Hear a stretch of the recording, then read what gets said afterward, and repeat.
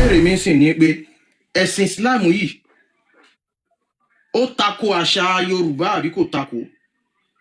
Naam. Lọ́dọ̀ àwọn tí ò gbàgbọ́ yé ó tako. Lọ́dọ̀ àwọn tó gbàgbọ́ yé. Ẹ ṣe sùúrù sà.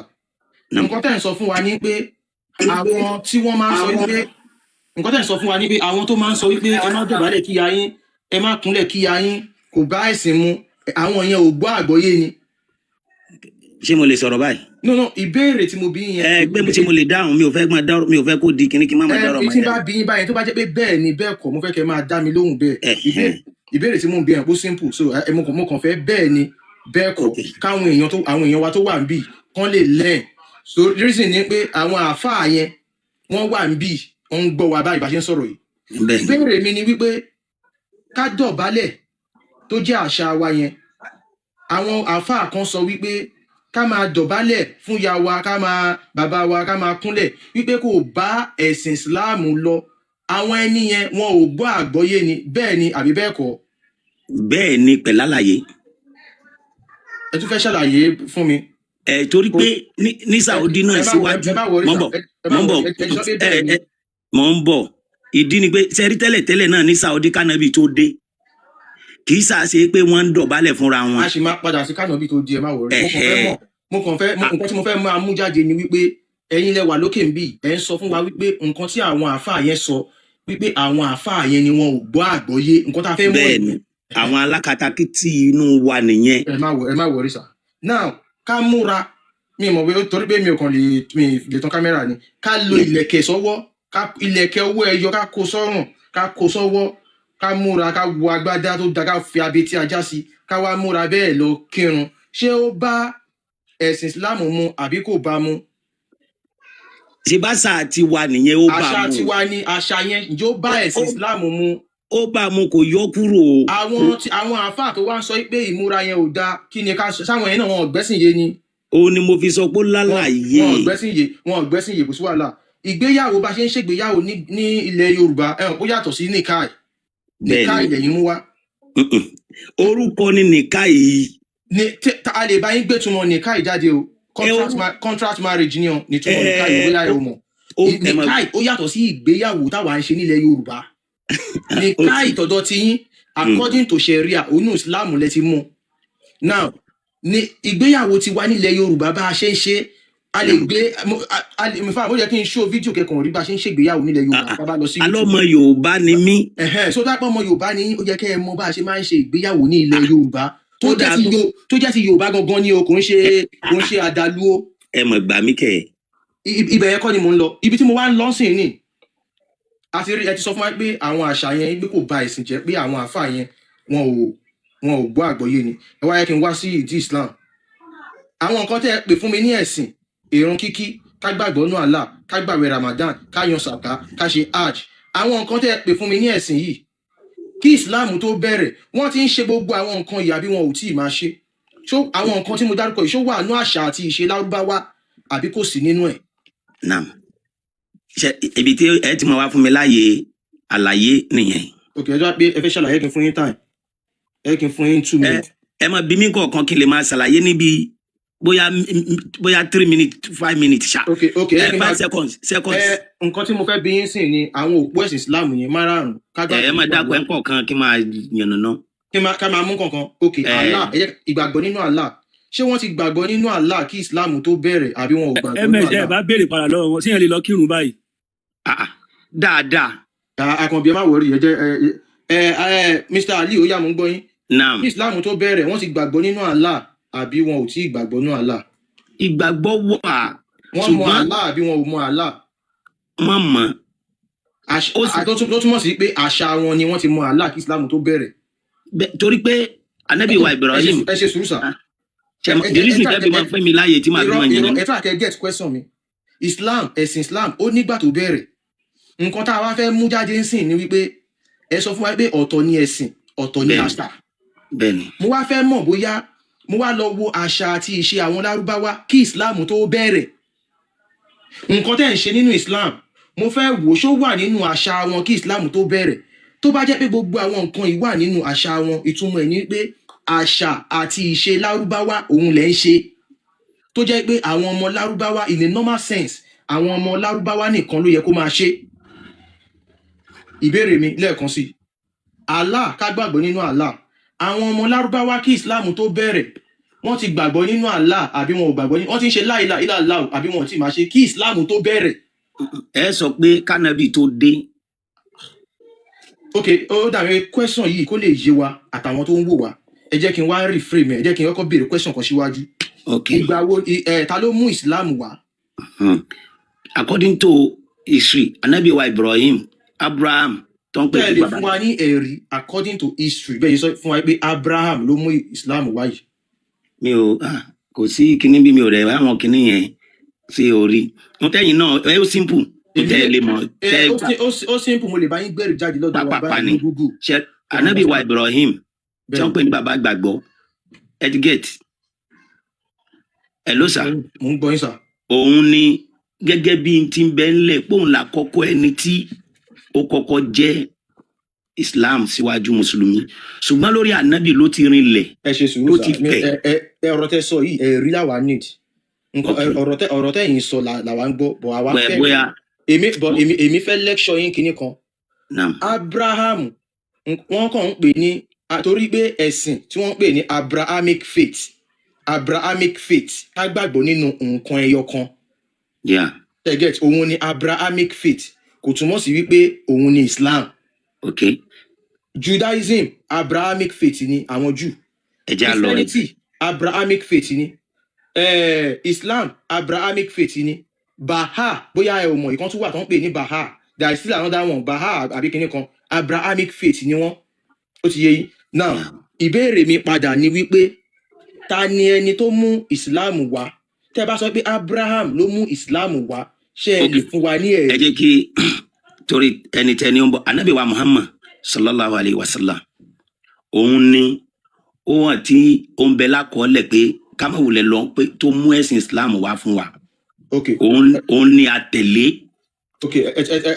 A ti bọ́ sójú ọ̀nà báyìí ó túmọ̀ sí pé Muhammad òun ló mú Islam wá.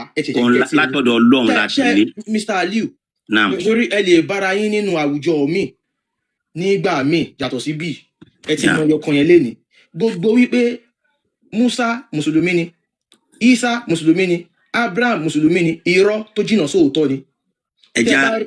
Tẹ́ bá rí nǹkan yẹn kà nínú Quran ẹ mọ̀ lénìí wípé ẹ jẹ́ á lọ bí tẹ́ ń lọ. ẹ wá jẹ́ ká padà síbi táwọn. mo ń gbádùn bá a ṣe jọ ń sọ̀rọ̀ ni. ẹ ti sọ wípé Muhammadu ni ó mú Islam wá kán wá tó bí Muhammadu ǹjẹ́ wọ́n ti mọ Allah ṣán ti máa ń ṣe la ilaha illallah síwájú kan tó bí Muhammadu.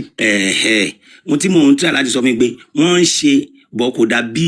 wọ́n ń ṣe ẹ ti dá mi lóhùn wọ́n ń ṣe tó túmọ̀ sí pé àṣà àti ìṣe òun àṣà àti ìṣe wọn òun ni ká gbàgbọ́ nínú Allah kò kí pé Muhammadu ló mú wá ìyẹn ti dúró báyẹn ẹ ká lọ sí sọ̀láàt ká máa kírun kí wọ́n tó bí Muhammadu ṣé wọ́n ti ń kírun fún Allah àbí wọn ò tí ì máa kírun fún Allah torí wọ́n ti ń ṣe la ilaha illallah. According to ohun tí ń bẹ nílẹ̀ gẹ́gẹ́ bí Ànábì ló mú márààrún complete márùn tá à ń kí yẹn táwọn míì tún wà lábẹ́ ṣùgbọ́n márùn tó jẹ́ pé mọ̀ṣẹ́hóòrù tó hàn òun ni Ọlọ́run ọba fi rán tó gbé wá táwọn bàbá wa tọ́lọ́ ní káwa náà ó tẹ̀lé ṣe mọ̀ pé ohun tí èèyàn bá àbí ibi tọ́lọ́run bá ti sọ pé òun fẹ́ lóyàn sí ọ̀nà tó bá wu Ọlọ́run pé kéèyàn gbà ló máa gbà ọ̀nà tó bá wu Allah pé kéèyàn gbà ló máa gbà. Ẹ kí n padà sí question mi torí ẹ ti dáhùn nǹkan tẹ́ sọ yẹn ìrun kíkí a ti gbà á sìn pé àṣà àti ìṣe wọn ni ká gbàgbọ́ nínú Allah wọ́n ti ń ṣe la ilaha illallah. Ànábì lọ́lọ́run fi ìrun rán sí wa ṣebí tẹ́ ń fẹ́ nìyẹn. ṣé ẹ lè fún wa lẹ́rìí wípé Muhammadu ni ó mú ìrun wá àwa dẹ̀ máa fún yín lẹ́rìí wípé kí wọ́n tó bí bàbá Muhammadu wọ́n ti ń kírun fún Allah. Ó ní mo sọ pé ó ní bí wọ́n ti ń kí ó ní bó ṣe kò complete wákàtí márùn tẹ́ ń kí lẹ́ni subui zuri Maghrib asri Maghrib ishai bẹ́ẹ̀ ṣe ń kí lẹ́ni wọ́n ti kú bẹ́ẹ̀ kí Islam tó bẹ̀rẹ̀. Ẹ fún mi lẹ́rìí yẹn. Èmi máa mú ẹ̀rí yẹn wá ok kí n fún yín lẹ́rìí ẹ ò tí ì ṣúọ̀ yẹn so ẹ kí n fi question mark sí pé ẹ ò ṣúọ̀. Ẹ ká lọ sí àwẹ̀ Ramadan tẹ́ ń gbà lé ní 29 days or 30 days kí wọ́n tó bí Muhammadu ṣé wọ́n ti ń gba àwẹ̀ yẹn. Wọ́n ti ń gba àwẹ̀ àmọ́ kì í ṣe irú èyí tí à ń gbà yẹn. Irú èyí tí ẹ̀ ń gbà yìí gangan Ramadan tẹ́ pé ẹ máa rí oṣù kẹ́ tó gbà. No àwọn yẹn náà àárọ̀ oṣù. Ẹ calm down ẹ máa rí oṣù kẹ́ tó bẹ̀rẹ̀ oṣù tuntun dẹ̀ máa yọ tẹ́sù tuntun bá ti yọ ẹ máa tún wá ṣe idil fitri irú yìí tẹ̀ ń ṣe yìí gangan wọ́n ti ń ṣe kí ìsìláàmù kí wọ́n tó bí Muhammadu tó mú ní ìsìláàmù wá àbí wọn ò tí ì máa ṣe ní 30 days yẹn àbí 29 days or 30 29 days 30 yẹn bẹ́ẹ̀ ni ẹ fún mi lẹ́rìí sà. ok ẹ kì í fi question mark sí yẹn náà so tí n bá ti mú àwọn kíni yẹn wá ẹ lè mọ̀ wípé àṣà àti ìṣe wọn ni ká máa yan sàká giving of harm ṣé wọ́n ti máa ń yan sàká wọ́n ti ń give harm kí islam tó bẹ̀rẹ̀ kán tó bí Muhammadu àbí wọn ò tí ì máa ṣe. wọ́n ti ń yọ sàká. ok ẹ mọ̀ yẹn ìyẹn ẹ tó mọ̀ ẹ máa gbọ́ ẹ má yẹ ká stress ara wa. ok ìyẹn wà nínú àṣà àti ìṣe wọn àṣà wọn ni so wọ́n ti ń yan sàká.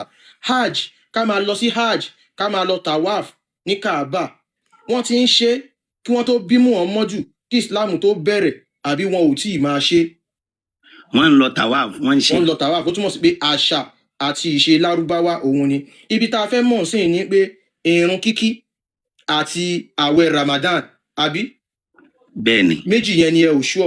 no ẹ máa gbọ́ o mo ní ó ní bí wọ́n ti ń ṣe ó ní bí wọ́n ti ń ṣe. èmi sọ pé bẹ́ẹ̀ ṣe ń ṣe yìí gangan bẹ́ẹ̀ ṣe ń ṣe yìí gangan bẹ́ẹ̀ ṣe ń ṣe lénìí kò yí padà wọ́n ti ń ṣe bẹ́ẹ̀ èmi dẹ̀ fẹ́ mú ẹ̀rí ẹ̀ wá. bismillah. ẹ ṣe so ẹ máa lọ́kọ́ lọ sí ẹ lè ka lárúbáwá.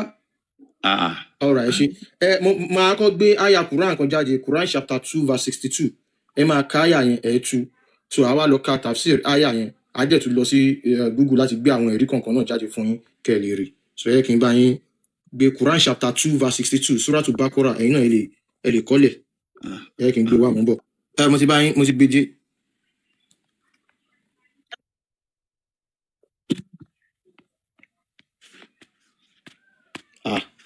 ṣé ń gbọ́ mi ó ní ìjẹ́fẹ̀ ló hàn ṣá ó yá ẹ bá wa ká láì sá ẹ bá wa ká ṣé wàá ń bẹ̀ mí sáà líwẹ̀ tán mike. hello. yà ẹ lè àti gbọ́yìn ó yẹ bá wa ká yà yìí Suratul Baqarah verse 62. ṣe lè ṣèrànlọ́wọ́ fún mi bẹ́ẹ̀ kẹ́ bá ń ka jáde mi ò rí zoom mo rí omi ò rí. ẹ bẹ̀rẹ̀ sí Quran lọ́dọ̀ yín. ilé ni mo wà ní àdẹ̀tí kò sí náà mo rí pé Quran lẹ send o mo rí o so ṣe bá ń lẹ̀ ní kò di àwọn èèyàn wà bí kò di kò ẹ rí dáadáa bí kẹ ẹ rí jẹ ló máa dáa tàbí tá a bá rí kò ní mí ní kò ní mí ní náà mo tá a bá rí mùsùlùmí tó wà nísàlẹ̀ tó lè bá wa kà ẹ kàn bá wa ṣe hi so mo kàn fẹ́ kí. no ẹ ẹ mẹsàn-án pé Mr. Adeniyi ṣé Mr. Adeniyi Mr. Adeniyi ṣe wà ń bẹ̀ Mr. Adeniyi ṣe wà ń bẹ̀ Mr. Adeniyi gan sí ń bẹ̀ náà. iná lẹ́dínà àmàlù wà á mi lù sọ mi ò fẹ́ mọ kan tí yóò tẹ̀mọ̀ pàmò èèyàn wà ní comment section tó mọ̀ wá. iná lẹ́dínà àmọ̀nù. ọlọ́run àwọn àtàgbà mi gbọ́ lódodo. wà ń lẹ́dínà áájú. àti àwọn tí wọ́n ti síwájú wọn. ẹni ẹ rí dáadáa wọn bọ̀ èmi náà bá yín kà. ẹ máa ka ẹ ka kẹta ṣebí tí la fi ń gbọ́rọ̀. mo ń bọ̀ máa bá yín kà tán dáadáa ń sìn. wà Nasara. àwọn Nasara. ok mo ń bọ̀ wọ́n ti fẹ́ bá mi kà. gbé wọn ó ṣe. Yeah. إن الذين آمنوا والذين هادوا ونصارى وسابئين من آمن بالله واليوم الآخر وعمل صالحا فلهم أجرهم عند ربهم ولا خوف عليهم ولا هم يحزنون. نعم كلا اوكي كلا بقى يقولون بيليسا ẹ tú ẹ ṣe àwọn tí wọ́n ti nígbàgbọ́ síwájú ṣé n ta fẹ́ yọ lò ní àbẹ̀wò. no one Nasara ṣé kàn kà kàn kẹ́ máa tú ṣé kàn kà kàn kẹ́ máa tú àwọn Nasara nìyẹn. kàn kà kàn kẹ́ máa tú Nasara kàdà sí ń lọ ó yẹ bá mi tún kà kàn kàn. adébólẹ̀ ń lò là ń lọ bẹ́ẹ̀ muslim kan ti wà ń bí Mr. Majilas. ẹ jẹ́ kí n sọ tún mọ́ ẹ jẹ́ kí n. ọ̀rọ̀ ó yẹ ká kán lè máa. ẹ ṣe kan ba'da al-isti'aza wal basmala ó ní innal ladhina amanu. ó ní dájúdájú àwọn tó ní ìgbàgbọ́ lódodo walladhina hadu àti àwọn Jew wan-nasara àti àwọn Christian was-sabihin àti àwọn Sabians man amanna billahi ẹni tó bá ti gba Ọlọ́run ọba gbọ́ nínú wọn wal yawmil akhir àti ọjọ́ ìkẹyìn wa amila solihan tó dẹ̀ ṣiṣẹ́ rere falahum ajruhum inda rabbihim ó ní pé ẹ̀san wọn ó ń bẹ lọ́dọ̀ Ọlọ́run wọn á san wọ́n lẹ́san wala khawfun alayhim wá sí ìbẹ̀rù wala hum yahzanun wọn ò sì ní ìbànújẹ́. Alright, ẹ ṣé gan Mr. Majlas. Now, ibi tá à ń lọ gangan ni pé ọ̀dọ̀ àwọn sọ̀bì yìí yẹn gangan là ń lọ. Gbogbo wa la mọ àwọn tó gba aláàgbà àwọn mùsùlùmí nìyẹn, àwọn Yehudi, àwọn Jew nìyẹn, àwọn Nasara, àwọn Christian nìyẹn. So àwọn Sabian, àwọn sọ̀bì yìí yẹn gangan ibẹ̀ là ń lọ. So ìbéèrè tí màá kọ́ béèrè kó lè yé wa, ṣé ẹ mọ àwọn tí wọ́n ń pè ní sàbí yìí yẹn, ṣé ẹ mọ̀ wọ́n? Ṣebí àwọn tí wọ́n ti wá síwájú ànábì náà. Alright, àwọn ti wá síwájú ẹ fi mí àti wọn lẹ̀ ní wákàtí ọ̀wọ̀ yìí ẹ jọ̀ọ́. Ok, ṣé Majlas ẹ̀yin lè fẹ́ continue ibi táwọn bá dé? Bóyá kí n ṣàlàyé ibi tá a ti bá dé. Continue. Alright, so àwọn sàbí yìí yẹn wọ́n ti wà kí Islam tó bẹ̀rẹ̀, bẹ́ẹ̀ ni àyè bẹ́ẹ̀ kọ́? Mr. Majlas. Gẹ́gẹ́ bí Nasara náà ṣe ti wà kí Islam tó bẹ̀rẹ̀. Alright. Ṣe ti wà kí Islam tó bẹ̀rẹ̀. Alright, ẹ ṣé. Àwọn tó ṣẹ̀ṣẹ̀ wọlé kán lè máa get wa. So àwọn sàbí yìí wọ́n ti wà kí Islam tó bẹ̀rẹ̀, Islam ò tí bẹ̀rẹ̀, wọ́n jẹ̀ ti wà.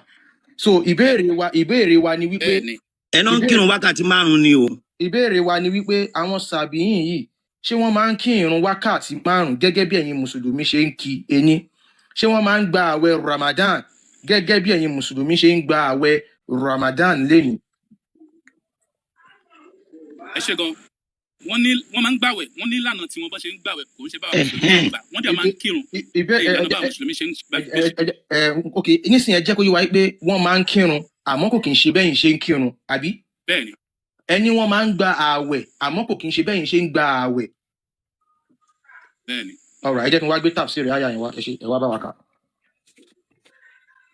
Okay. Ṣé ẹ bá mi ka tafsiri yẹn sà?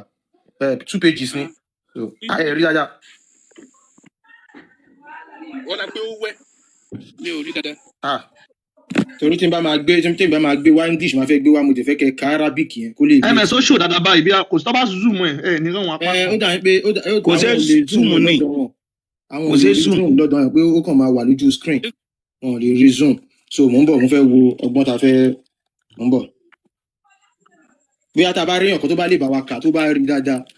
Ẹjọ́ ṣáà rẹ́ni tó rí kinní tó lè bá wa kà nísàlẹ̀ kó ṣe eye so kó lè make sense. Tàbí ká pe ẹ jẹ́ kí n mú spec mi. èèyàn kan ní mú spec mi ó máa ràn mí lọ́wọ́. Ok. Ẹ ṣé, ó dà pé mo ti mú spec mi báyìí. ṣé ẹ ti rí ọ̀rọ̀ Ẹ jẹ́ ká máa wò bọ̀. ẹ ṣe. Ó ní wàkọ́ mi tí ì rí dáadáa náà. Ó ní wàkọ́lá Hashim kọ́ nìyẹn. Èèyàn kan dẹ̀ ṣe eye ìsàlẹ̀ ó náà òun lè kà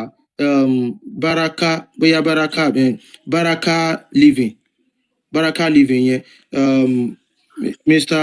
ọmọ aládé àti bàdàn bí bá ṣe gbọ́ ọmọ aládé ṣe gbọ́ ẹ má bínú ọmọ aládé ẹ ká gbé Baraka living yẹn wá sókè mùsùlùmí ni ẹni náà rí gbé àwọn lè kà so tán bá ń kà yín lè máa bá wọn tú so tafsir yẹn ni a fẹ́ kà nǹkan tá a fẹ́ mú jáde so Mr.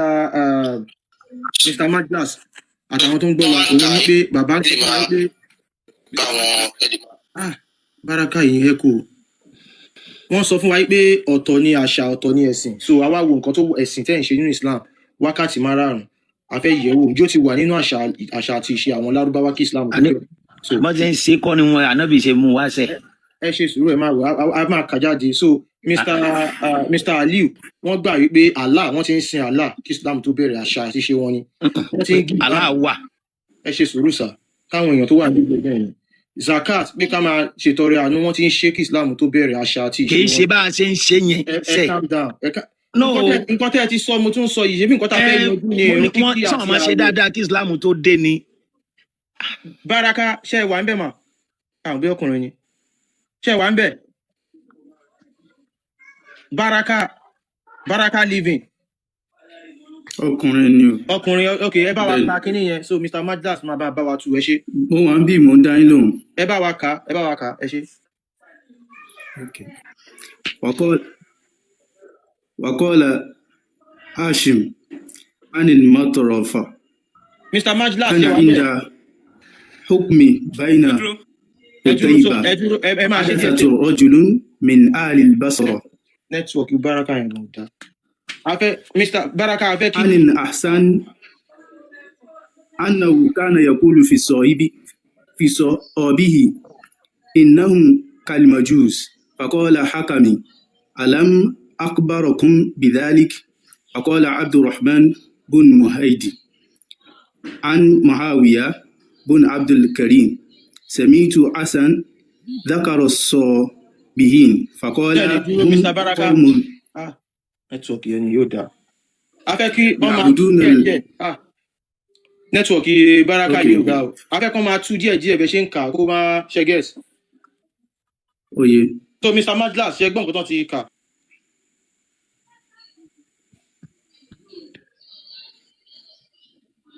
wàkọ́lá hashim anu mọ́tọ́rọ̀fì hashim ó sọ anu mọ́tọ́rọ̀fì ó sọ nípa ọ̀rọ̀ yìí òun náà ni wọ́n mìíràn ó wá ní kánà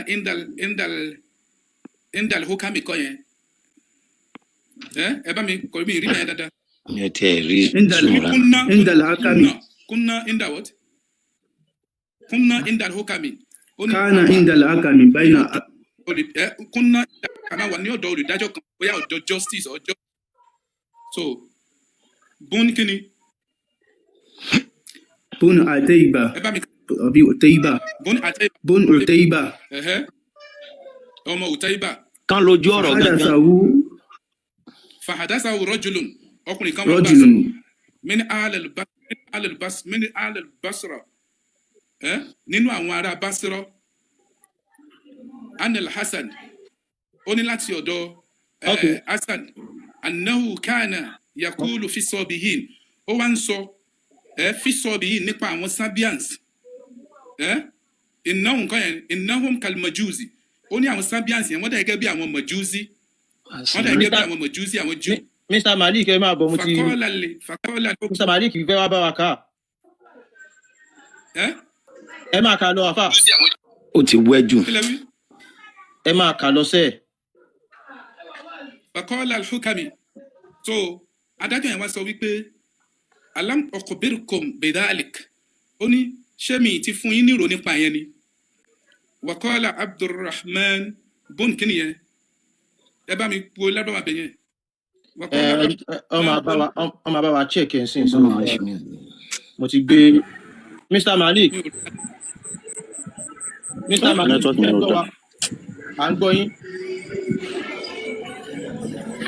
ń gbọ́ yín ariwo lẹ́yìn náà tún. Hello Mr. Malik ṣe wà ń bẹ̀. Network Mr. Malik náà tún dáa. Anyway. wakọ́lá bon madi abdulrahman ọmọ madi wá sọ báyìí pé an maawiya bon abdulkarim ó ní láti ọ̀dọ̀ maawiya ọmọ abdulkarim samitul hasan àbí samitul hasan yẹn bá wọn bẹ̀rẹ̀ ṣe dékìrì sọ̀bì yìí nìyẹn ni mi ò rí bíbẹ̀ yẹn dáadáa. Èmi máa try láti gbé olówó èkó ṣáà ní gbé English jáde báyìí. Olówó èkó ṣe wà lẹ̀. ẹgbẹ́ English ẹ̀ jáde mi ò rí dáadáa. So reason tá a ṣe English ẹ̀ jáde. reason tá a ṣe fẹ́ kẹ́ ẹ kà ní Lárúbáwá kẹ́ ẹ lè rí kó má yà yẹn pé bóyá visiting tẹ́yìn náà lè gé tafsir yìí this tafsir Ibn Kathir Quran chapter 2 verse 62 òun ló wà ń bẹ̀. So mo fẹ́ gbé English ẹ̀ jáde nígbà tó jẹ́ pé à ń tiraka láti rí èdè Lárúbáwá yìí. Lẹ́yìn kí n gbé English jáde kí a jọ yẹ̀ wò. Ó jẹ́ jù mí ṣá. So mo rò bẹ́ sọ́pẹ́ ní glass kan lẹ́ẹ̀kan bẹ́ẹ̀ fẹ́ check ẹ̀ Mr. Baraka yìí náà Muslim náà mo ń wò sáré mo rò bẹ́ ní ẹ fẹ́ fi glasses wò lẹ́ẹ̀kan. Mr. Baraka ṣé network yín ti dáa? mi ò rí dáadáa ni. bẹ́ẹ̀ni Ó yẹ ká fún wọn. قال هاشم عن المطرف كان عند الحكم بين أتيبة فحدثه رجل من أهل البصرة عن الحسن أنه كان يقول في صابئين إنهم كالمجوس فقال حكم ألم أخبركم بذلك يا كوكوتو wọ́n ti tún kọjá bẹ̀ yẹn tẹ́lẹ̀. Okay. Hello. Ẹ jẹ́ ká tẹ̀síwájú. Hello. yes à ń gbọ́ Mr. Malik. Hello, à ń gbọ́ yín. Okay, fóònù mi kú ni. Mo wá lo second phone láti fi wọlé. Èyí tí mo fi wọlé tẹ́lẹ̀ yẹn ó mọ́ mi lọ. so ẹ jọ ẹ bá wa ka kíní kẹ bá wa tú so kó lè fast ẹ kà kẹ tú straight. Okay, wọ́n ní wàkọ́lá Hushaym and Matrof wọ́n ka isnad lọ. So wọ́n dẹ̀ sọ pé látọ̀dọ̀ Ahlul Basra látọ̀dọ̀ àwọn ará Basra ní Hasan látọ̀dọ̀ Al-Hasan. Hasan yẹn ó jẹ́ ọ̀kan náà àwọn tàbíìn. Wọ́n máa ń gba àwọn kan ní tàbí àwọn tó tẹ̀lé àwọn sàábé. So wọ́n ní ọ̀kan náà tó tẹ̀lé àwọn sàábé tán ní rank lẹ́yìn àwọn sàábé. Annahu kana yaqulu máa ń sọ fi sọ̀bìín nípa àwọn sọ̀bìín. Innahum kalmajus wípé wọ́n dàbí àwọn abọ́ná ni. Àwọn abọ́ná ni wọ́n nínú ìdájọ́. Tá bá sọ pé kí ni ìdájọ́ àwọn abọ́ná ni. Faqala al-Hakam wọ́n ní ọkùnrin kan tó ń pè ní al-Hakam. Ọkùnrin kan tó ń pè ní al-Hakam nínú àwọn tàbíìn lòun náà wà. So náà àwọn tí wọ́n ní rank lẹ́yìn àwọn sàábé ni. Òun náà sọ pé alam ukhbirukum bidhalika. Ṣé mi sọ fún yín nípa yẹn tẹ́lẹ̀ ni like ó ń support ọ̀rọ̀ tí Basori yẹn tó sọ Al-Hasan al-Basori yẹn tó sọ pé ṣé mi náà sọ fún yín tẹ́lẹ̀ náà ni. So wípé àwọn màjúsí yẹn ṣe ni wọ́n dàbí àwọn abọ́ná. So wọ́n tún wá sọ níbo nísàlẹ̀ pé waqala Abdurrahman ibn Mahdi wípé Abdurrahman ibn Mahdi òun náà sọ an Muawiya àtọ̀dọ̀ Muawiya ibn Abdul Hakim wọ́n ka ìsìnà yẹn lọ bẹ́ẹ̀ pé sami'tu al-Hasan pé wọ́n tún gbọ́ látọ̀dọ̀ al-Hasan bákan náà the same Hasan tó túmọ̀ sí pé ẹgbà wa tó wá látọ̀dọ̀ Hasan wípé tó fi ń ṣàlàyé irú èèyàn táwọn àwọn sọ̀bíhùn jẹ́ ó pọ̀ ó póríṣiríṣi ó ní zakaro sọ̀bíhìn ó ló mẹ́ṣà àwọn sọ̀bíhìn ìyẹn al-Hasan that is another narration tó wá látọ̀dọ̀ the same al-Hasan tó jẹ́ tàbí yẹn ibi ó sọ nípa àwọn asọ̀bíhùn fakọ̀lá wá sọ pé èèyàn kan ni wọ́n qawmun èèyàn kan ni wọ́n ya'buduna al-malaika wọ́n máa ń jọ́sìn fún àwọn màláìka àwọn angels náà máa ń jọ́sìn fún so wọ́n kì í sin Ọlọ́run tàbí Allah tàbí anything so àwọn màláìka náà máa ń jọ́sìn fún ó tún mú sọ nísàlẹ̀ náà pé bákan náà lẹ́yìn isnad wípé asọ̀bíhùn wípé àwọn sọ̀bíhùn látọ̀dọ̀ Ziyad ó ní asọ̀bíhùn yusalluna ila al-qibla wọ́n máa ń kírun lọ síbi qibla wa yusalluna al-khamsa wọ́n dẹ̀ máa ń kírun wákàtí márùn-ún qala fa araj an yadha anhumul jizya ó wá gbèrò láti gbé jizya kúrò fún wọn pé àwọn ò ní máa san jizya so ọ̀kan nínú àwọn tí wọ́n jẹ́ àfáà náà sọ̀rọ̀ yẹn tán jẹ́ àwọn tàbíùn wípé kí ni ìdájọ́ àwọn sọ̀bíùn yìí ó wá ní lóòótọ́ bó tilẹ̀ jẹ́ sí pé wọ́n ń sin màláìkà bó tilẹ̀ jẹ́ sí pé àwọn dàbí màjúsí abọ́ná ni wọ́n so but wọ́n kírun sí kíbla wọ́n dẹ̀ ń kírun wákàtí márùn so ẹ má jẹ́ ká àwọn yẹn máa san jizya so tá bá fẹ́ kógun jà àwọn tí wọ́n kì í ṣe mùsùlùmí tá bá fẹ́ pa wọ́n dànù tàbí ẹ jẹ́ ká yọ̀ǹda ẹ jẹ́ ká ní gba jizya lọ́wọ́ wọn. ṣe ti ka page eré ìtàn kí n gbé next one wa. bẹ́ẹ̀ ni ó ní fàkọ́fàrọ̀ Mr. Barakẹ́ ṣe sùúrù nǹkan tá a fẹ́ mú jáde wọ́n ń kírun wákàtí márùn-ún wọ́n ń kọrí sí. ṣe báwọn màláìka náà àwọn ilé ìtẹ́ gbé wà ń kírun fún kì í sọ lọ́run náà. ẹ ṣe sùúrù bàbá yìí ẹ ṣe calm down now ẹ ṣe sùúrù àti ìdèbí tá à ń lọ ṣé bí mo fẹ́ gbé second page wa.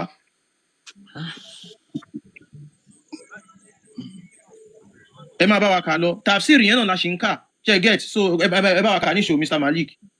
so ìgbà tó ṣàlàyé lọ wọ́n tún mú another narration wá nínú the same tafsir yẹn so wọ́n dẹ̀ ṣàlàyé pé akhbarana ibn Wahb Abdullah wọ́n ní akhbarani wọ́n gba ìsinadẹ̀ wọ́n wá ní ànàbí qala as-sabiyun ní pé àwọn sọ̀bíyùn qawmun ìjọ kan ni wọ́n mimma yalil Iraq wọ́n ní wọ́n súnmọ́ ibi tí wọ́n wà tó ń gbé ó súnmọ́ Iraq wahum bi Kutha wọ́n wà nílùú kan ibi agbègbè kan tó ń pè ní Kutha wahum yu'minuna bin nabiyyin wọ́n gbàgbọ́ nínú àwọn ànábì kullihim pátápátá wọ́n gbàgbọ́ nínú gbogbo ànábì pátápátá wa yasumuna min kulli sana 30 yawman wọ́n dẹ̀ máa ń gba àwẹ̀ ọjọ́ mẹ́ta ní ọdún àmì wọ́n máa ń gba àwẹ̀ ọjọ́ 30 àwẹ̀ 30 lọ́dún wa yusalluna ila Yemen wọ́n máa ń kírun sí Yemen náà máa dojú kọ tó máa kírun kulla yawmin lójoojúmọ́ 5 marrat ní ẹ̀ẹ̀márùn.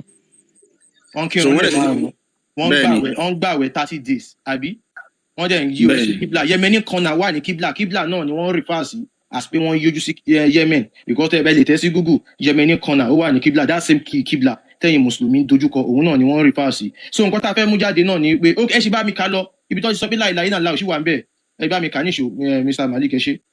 ó ní wàásù ìlà wà wọ́n béèrè lọ́wọ́ ọkùnrin kan náà tó ń jẹ́ wà nínú àwọn ẹni tí wọ́n pọ́n nínú Islam ni so bùnú múnabà àni sọ̀bìn wọ́n ní wọ́n béèrè lọ́wọ́ nípa àwọn sọ̀bìn wọ́n béèrè lọ́wọ́ nípa àwọn sọ̀bìn fakọ́ọ̀lá ó wá sọ pé alladhi ya'rifu Allaha wahda àwọn tẹ́sí pé wọ́n máa ń ṣe la ilaha illallah so wa laysat lahu shari'atun bọ̀ wọn ní ṣẹ̀ríà kankan ẹ̀rọ sáà yóò máa lò bí àti wọ́n ṣiṣẹ́ pẹ̀lú wọn ní ṣẹ̀ríà tó létò bí Islam ti gbé kalẹ̀. fakọ́ọ̀lá ẹ̀dọ́nà ẹni sùúrù Mr. Malik ibi tẹ́ ti sọ pé fakọ́ọ̀lá alladhi ya'rifu Allaha wahdahu bí bó ṣe yẹ kẹ́ẹ̀tù bẹ́ẹ̀ kọ́lẹ̀ tó. kí ni ìtumọ̀ láìláì kí ni ìtumọ̀ pé wọ́n gba láìláì kí ni ìtumọ̀ pé wọ́n gba láìláì lọ́la kí ni ìtumọ̀ pé wọ́n gba láìláì lọ́la. kéèyàn mọ Ọlọ́run lẹ́yìn kan ṣoṣo náà ni ẹ tún bínú sùn yẹn gangan ṣe wà ní. ok kí wá ni mo ń sọ kí ni mo tú ó ti yé so nǹkan tó wà mẹ́ nìyẹn so ó ní wàlámù yóò lè kúfùrọ̀ wọn àdẹ̀ṣe kúfùrù wọn dùn wọ́n máa ń sọ pé láìláì lọ́la wọ́n gba Ọlọ́run lẹ́yìn. so ó lè bó ṣe wà mẹ́ nìyẹn. okay Mr. Majlas mo understand ibi tí perspective tẹ fi ń wo kíní yẹn ipe wọn gba Ọlọ́run gbọ́ no wọn ò gba Ọlọ́run gbọ́ Allah àwọn màláìkà náà ń kírun fún. Mr. Aliu ẹ ṣe sùúrù. náà mi ò wà kó gbọ́dọ̀ dáríwó mi ò wá dé tóyin rú náà ṣùgbọ́n tẹ ẹ bá wo tafsir yẹn fakọọlà àwọn nǹkan sọ pé àwọn sàbíhùn yìí o wọn máa ń bọ màláìkà àtúndé bẹ́ẹ̀ sí fakọọlà àbí bẹ́ẹ̀ kọ́ pé àwọn kan sọ pé àwọn sàbíhùn yìí wọn máa ń kírun lẹ́ẹ̀márùn lójúmọ́ wọn dẹ̀ máa ń yọrí sí kíbla fakọọlà ẹlòmíì tún sọ pé àwọn sàbíhùn yìí wọn máa ń kírun wọn gba gbogbo màláìkà gbọ́ wọn dẹ̀ máa ń kírun wọn máa ń yọrí sí Yemen that's Yemen kọ́nà kíbla náà ni wọ́n rí fáàsì tòǹgbà tó yá ẹlòmíì fakọọlà another person tún sọ pé àwọn sàbíhùn yìí wọn máa ń gbààwẹ̀ 30 days wọ́n dẹ̀ máa ń ṣe láìla ìlànà wípé àmọ́ wọn ò níwèé wọn ò dẹ̀ ní òjíṣẹ́ nǹkan tí wọ́n kà ń bí ìyá bá ṣe ń sọ̀rọ̀ yìí mo tún máa gbé another tafsir wá ìyẹn máa wá jẹ́ English á lè yé àwọn èèyàn tó wà ń bí dáadáa so nǹkan tá à ń sọ tí mo fẹ́ kí ó yé mi kí ni point wa. alright point wa ni wípé gbogbo nǹkan tí ẹ̀ ń ṣe nínú ẹ̀sìn Islam nǹkan tá a fi débì yìí ni pé Mr. Aliu sọ wípé ọ̀tọ̀ ni àṣà ọ̀tọ̀ ni ẹ̀sìn mo wá bi wọ́n pé kán sọ àwọn àṣà Yorùbá fún wa wọ́n wá dárúkọ pé ká dọ̀bálẹ̀ fún bàbá wa ká kúnlẹ̀ fún àwọn ìyá wa ká múra bí Yorùbá ká ṣègbéyàwó pé ìyẹn ni àṣà. Wa alaikum salam. wípé ká gbé eégún ká ṣe Ọbàtálá ká bọ Ògún pé àwọn yẹn pé ẹ̀sìn ni wọ́n ṣe pùtẹ̀ nìyẹn wọ́n wà ń bì tí n bá parọ́. ẹ pé ohun tí Yorùbá mú lẹ́sìn nìyẹn mi ò sọ pé bẹ́ẹ̀ kọ́ náà. no ẹ̀yin kọ́ mọ̀ ń bá wí Mr. Baraka tó ní kí la fẹ́ so now mo wá bí wọ́n pé òkè kí wàá ní ẹ̀sìn nínú Islam wọ́n wá dárúkọ nǹkan tó jẹ́ ẹ̀sìn nínú Islam òun ni òpó márààrún ta highlight mo wá ní òkè òpó márààrún yìí ǹjẹ́ àṣà àti ìṣe lárúbáwá ni kí Islam tó bẹ̀rẹ̀ ṣé wọ́n ti máa ń ṣe àbí wọn ò tí máa ṣe ìgbà tá a bẹ̀rẹ̀ wọ́n ní láti máa sọ pé Abraham ni ó mú Islam wá so òun ni bàbá àgbàgbọ́ ni wọ́n gbà sọ bàbá àgbàgbọ́ mo wá ní talent tó mú Islam wá kíbi tá à ń lọ kó lè yé wa so èmi àti wọ́n jẹ́ padà agree wípé Muhammadu òun ni ẹni tí ó mú Islam wá àwa ń wé pé àwọn nǹkan tẹ́ ń ṣe nínú Islam yẹn ṣé wọ́n ti ń ṣe gan kí Islam tó bẹ̀rẹ̀ òun ló gbé wa lọ sí ọ̀dọ̀ àwọn sàbíyìn yìí tẹ̀gẹ̀t àwọn sàbíyìn yìí àwọn tàbí ẹ̀yìn ànábì náà ṣe wà ms baba ẹ̀yìn ànábì ni tàbí. Mr. Baraka mò ń bọ̀ Mr. Majlas Mr. Baraka yìí mò ń dálò wọn ò sí lẹ́yìn ànábì àwọn nǹkan tá à ń kà fún yín yìí wọ́n ń ṣàlàyé fún wa àwọn sọ̀bí ẹ lè tẹ́ sí Google fún ara yín àwọn sọ̀bí yìí wọ́n ti wà wọ́n ti ń bẹ wọ́n ti ń ṣẹ̀mí kí wọ́n tó bí babaláku baba Muhammadu kí Islam tó bẹ̀rẹ̀ Muhammadu ló mú Islam wá àmọ́ kí Islam yẹn tó dé kí Muhammadu tó dé àwọn ẹni yẹn ti ń ṣe gbogbo àwọn nǹkan yìí wọ́n ti ń ṣe láìla ìlànà o Allah yẹn tó mú orí ms baba let me correct your expression. Hello MS baba MS baba nígbà táwa tẹ́ mo fẹ́ dárúkọ pé bí Yorùbá ti ń ṣẹ̀sìn lẹ́kọ̀ọ́ ṣe mọ̀ pé mi ò bú baba ńlá kú yálà ya àwọn ọ̀rọ̀ mi là yìí. Mọ́mọ́dù èsè bàbá ẹnìkan bí kò wọ́n tẹ̀mí máa ń dáhùn sí kí ní tẹ̀yẹ̀ bí fẹ́ wá báyìí nìyẹn. téèyàn kan burú ní ẹ má fi ṣe bínú náà Mọ́mọ́dù kì í ṣe bí wa náà. ẹ kò ó ní bó ṣe máa ń pè nǹkan náà. ó ju ẹbí wa lọ ẹja ṣe àpọ́nlé. ẹbí tí yín ló jù lọ àtàwọn ará yín. ẹ má bínú Mr. Ali Mr. Majlas ẹ ṣe sùúrù ẹ yẹ kí àwọn tó wà níbí kan lẹ̀ bóyá bí mo ṣe sọ yẹn ó lè rí bákan nǹkan tí mò ń try àti sọ ni pé kí wọ́n tó bí Muhammadu ní àwọn sàbíhùn yìí ti wà Muhammadu ló mú Islam wá ó dẹ̀ ní ọdún tí Islam dé ìgbà tí Islam wá dé má fi àrífín sí ó ti dà bẹ́ẹ̀. ẹ ṣe sùúrù Mr. Baraka jẹ́ kí n délé ẹjọ́ ìgbà tí Muhammadu pé 40 years ni ó tó sọ pé òun gba Islam òun rí Jibril so gbogbo ìgbà yẹn kó tó di pé ó pé 40 years Islam ò tí bẹ̀rẹ̀ nǹkan tá a wá ń mú jáde fún yín ni wípé wọ́n ti ń ṣe la ilaha illallah Islam ò tí bẹ̀rẹ̀ wọ́n ti ń kírun fún that same Allah tẹ́ ń kírun fún wọ́n ti ń kírun fún Islam ò tí bẹ̀rẹ̀ wọ́n ti ń lọ sí hajj fún that same Allah nǹkan tẹ́ ń ká lé ní lábáyíká wọ́n ti ń sọ kí Islam tó bẹ̀rẹ̀ Islam ò tí bẹ̀rẹ̀ wọ́n ti ń ṣe àwẹ̀ Ramadan wọ́n ti ń gbà 30 days or 29 days tóṣù bá yọ lọ́ máa mú àwẹ̀ tóṣù yẹn bá wọ̀ lọ́ máa ṣínu tí wọ́n bá dẹ̀ máa ṣe ọdún tó ń ṣe òun náà ni idil fitri ni wọ́n ń pè nǹkan tẹ́yìn náà ń pè lẹ́nìí ni wọ́n ń pè wọ́n ti ń ṣe kí islam tó bẹ̀rẹ̀ nǹkan tá a fẹ́ mú jáde fún yín ni wípé àṣà àti ìṣe àwọn lárúbáwá òun ni wọ́n pákéèjì fún yín ní ẹ̀sìn. ẹ máa gbọ́ mo máa fún yín time Mr. Aliu ṣáà ń bá yìí ṣe lẹ́ẹ̀kan mo fún yín time now. ok ẹ má bínú. tẹ́ bá sọ anything. ẹ má bínú. ẹ rí i pé tafsir tó wà ń ta yìí mo ń try láti analyse fún yín ẹ̀dẹ̀ yín náà dẹ̀ lè confirm ẹ̀. so tí tẹ́yìn náà bá máa sọ anything fún mi tó bá contradict reference tó wà lọ́wọ́ mi bóyá tafsir àbí Quran àbí history mo máa béèrè ẹ̀rí lọ́wọ́ yín. so nǹkan tá à ń fìdí ẹ̀ múlẹ̀ ni wípé gbogbo àwọn nǹkan tí wọ́n ń ṣe yìí wọ́n ti ń ṣe kí islam tó bẹ̀rẹ̀ kó tún lè yé wa dáadáa mo tún fẹ́ present another tafsir reason ẹ má ṣiṣẹ́ púpọ̀ jù. iṣẹ́ tí mò ń ṣe kò ń ṣe ẹ̀yin nìkan ni mò ń ṣe é fún ṣe understand àwa nìkan. ẹ kàn sọ nípa àwọn sọ̀bìhún nìyí. àwọn sọ̀bìhún nìyí èrè ẹjọ́ má bínú gbogbo lé Mr. Baraka sọ pé àwọn sàbíhùn yẹn Muhammadu ti wáyé ó ti lọ lórí pé àwọn sàbíhùn yẹn wà ẹ jí ká kọ́kọ́ confirm yẹn náà between Muhammadu and sàbíhùn àwọn olùkọ́ okay wọ́n sọ bẹ́ẹ̀ wọ́n sọ bẹ́ẹ̀ ẹ jí ká kọ́ yanjú yẹn náà ká tó bọ́ sí next. okay so we are here to learn ẹ máa sọ̀rọ̀ ó máa fún yín ẹjọ́ ẹnìkan náà ló ń bá ìmẹ́ ẹ̀ta sọ̀rọ̀ ẹ jí ká ṣe lẹ́sọ̀lẹ́sọ̀. so ẹ jẹ́ kí n kàn gbé Mr. Majlas mo máa jẹ́ kẹ́ sọ̀rọ̀ nsìn ẹ jẹ́ kí n gbé ẹ̀rí jáde wípé àwọn. eléyìí ò tí ì clear àwọn màláíkà àwọn tàbí ẹgbọ́n mi ò tẹ́lẹ̀ ẹgbọ́n mi yé mo ní àwọn tàbí ilẹ̀ fi ń prúfù ọ̀rọ̀ yín. tàbí yàtọ̀ sí sọ bíbí tàbí Muhammadu ti wà before Sàbíhùn. àlèbá ẹjọ ìgbàtẹ́ a máa fún yín táìmù ẹni ka ọ̀rọ̀ yín. wọ́n lọ́n. a máa fún yín time ìgbàtẹ́ ka ọ̀rọ̀ yín ọ̀rọ̀ àwọn tẹ́lẹ̀ coat ẹ gbọ́rọ̀ mi dáadáa kí tó ṣe ní ti lọ́rọ̀ mi àwọn tẹ́lẹ̀ coat àwọn tàbíyìn lẹ́yìn sọ àbá ní sọ pé àsọ̀bí tàbíyìn kọ́ ẹ gbọ́rọ̀ mi dáadáa kẹ́tọ́ torí àti ó ti yé yín sọ bí yín là ń sọ. ẹ padà sí evidence yín ọ̀rọ̀ ìtàn àwọn màjúsí ni. ó yẹ ẹ ṣe Mr. Baraka ẹ jẹ́ ká ṣe nǹkan ká má dà pé à ń bẹ ní mẹ́ta sọ̀rọ̀ lẹ́ẹ̀kan náà àwọn èèyàn ò ní lẹ́yìn.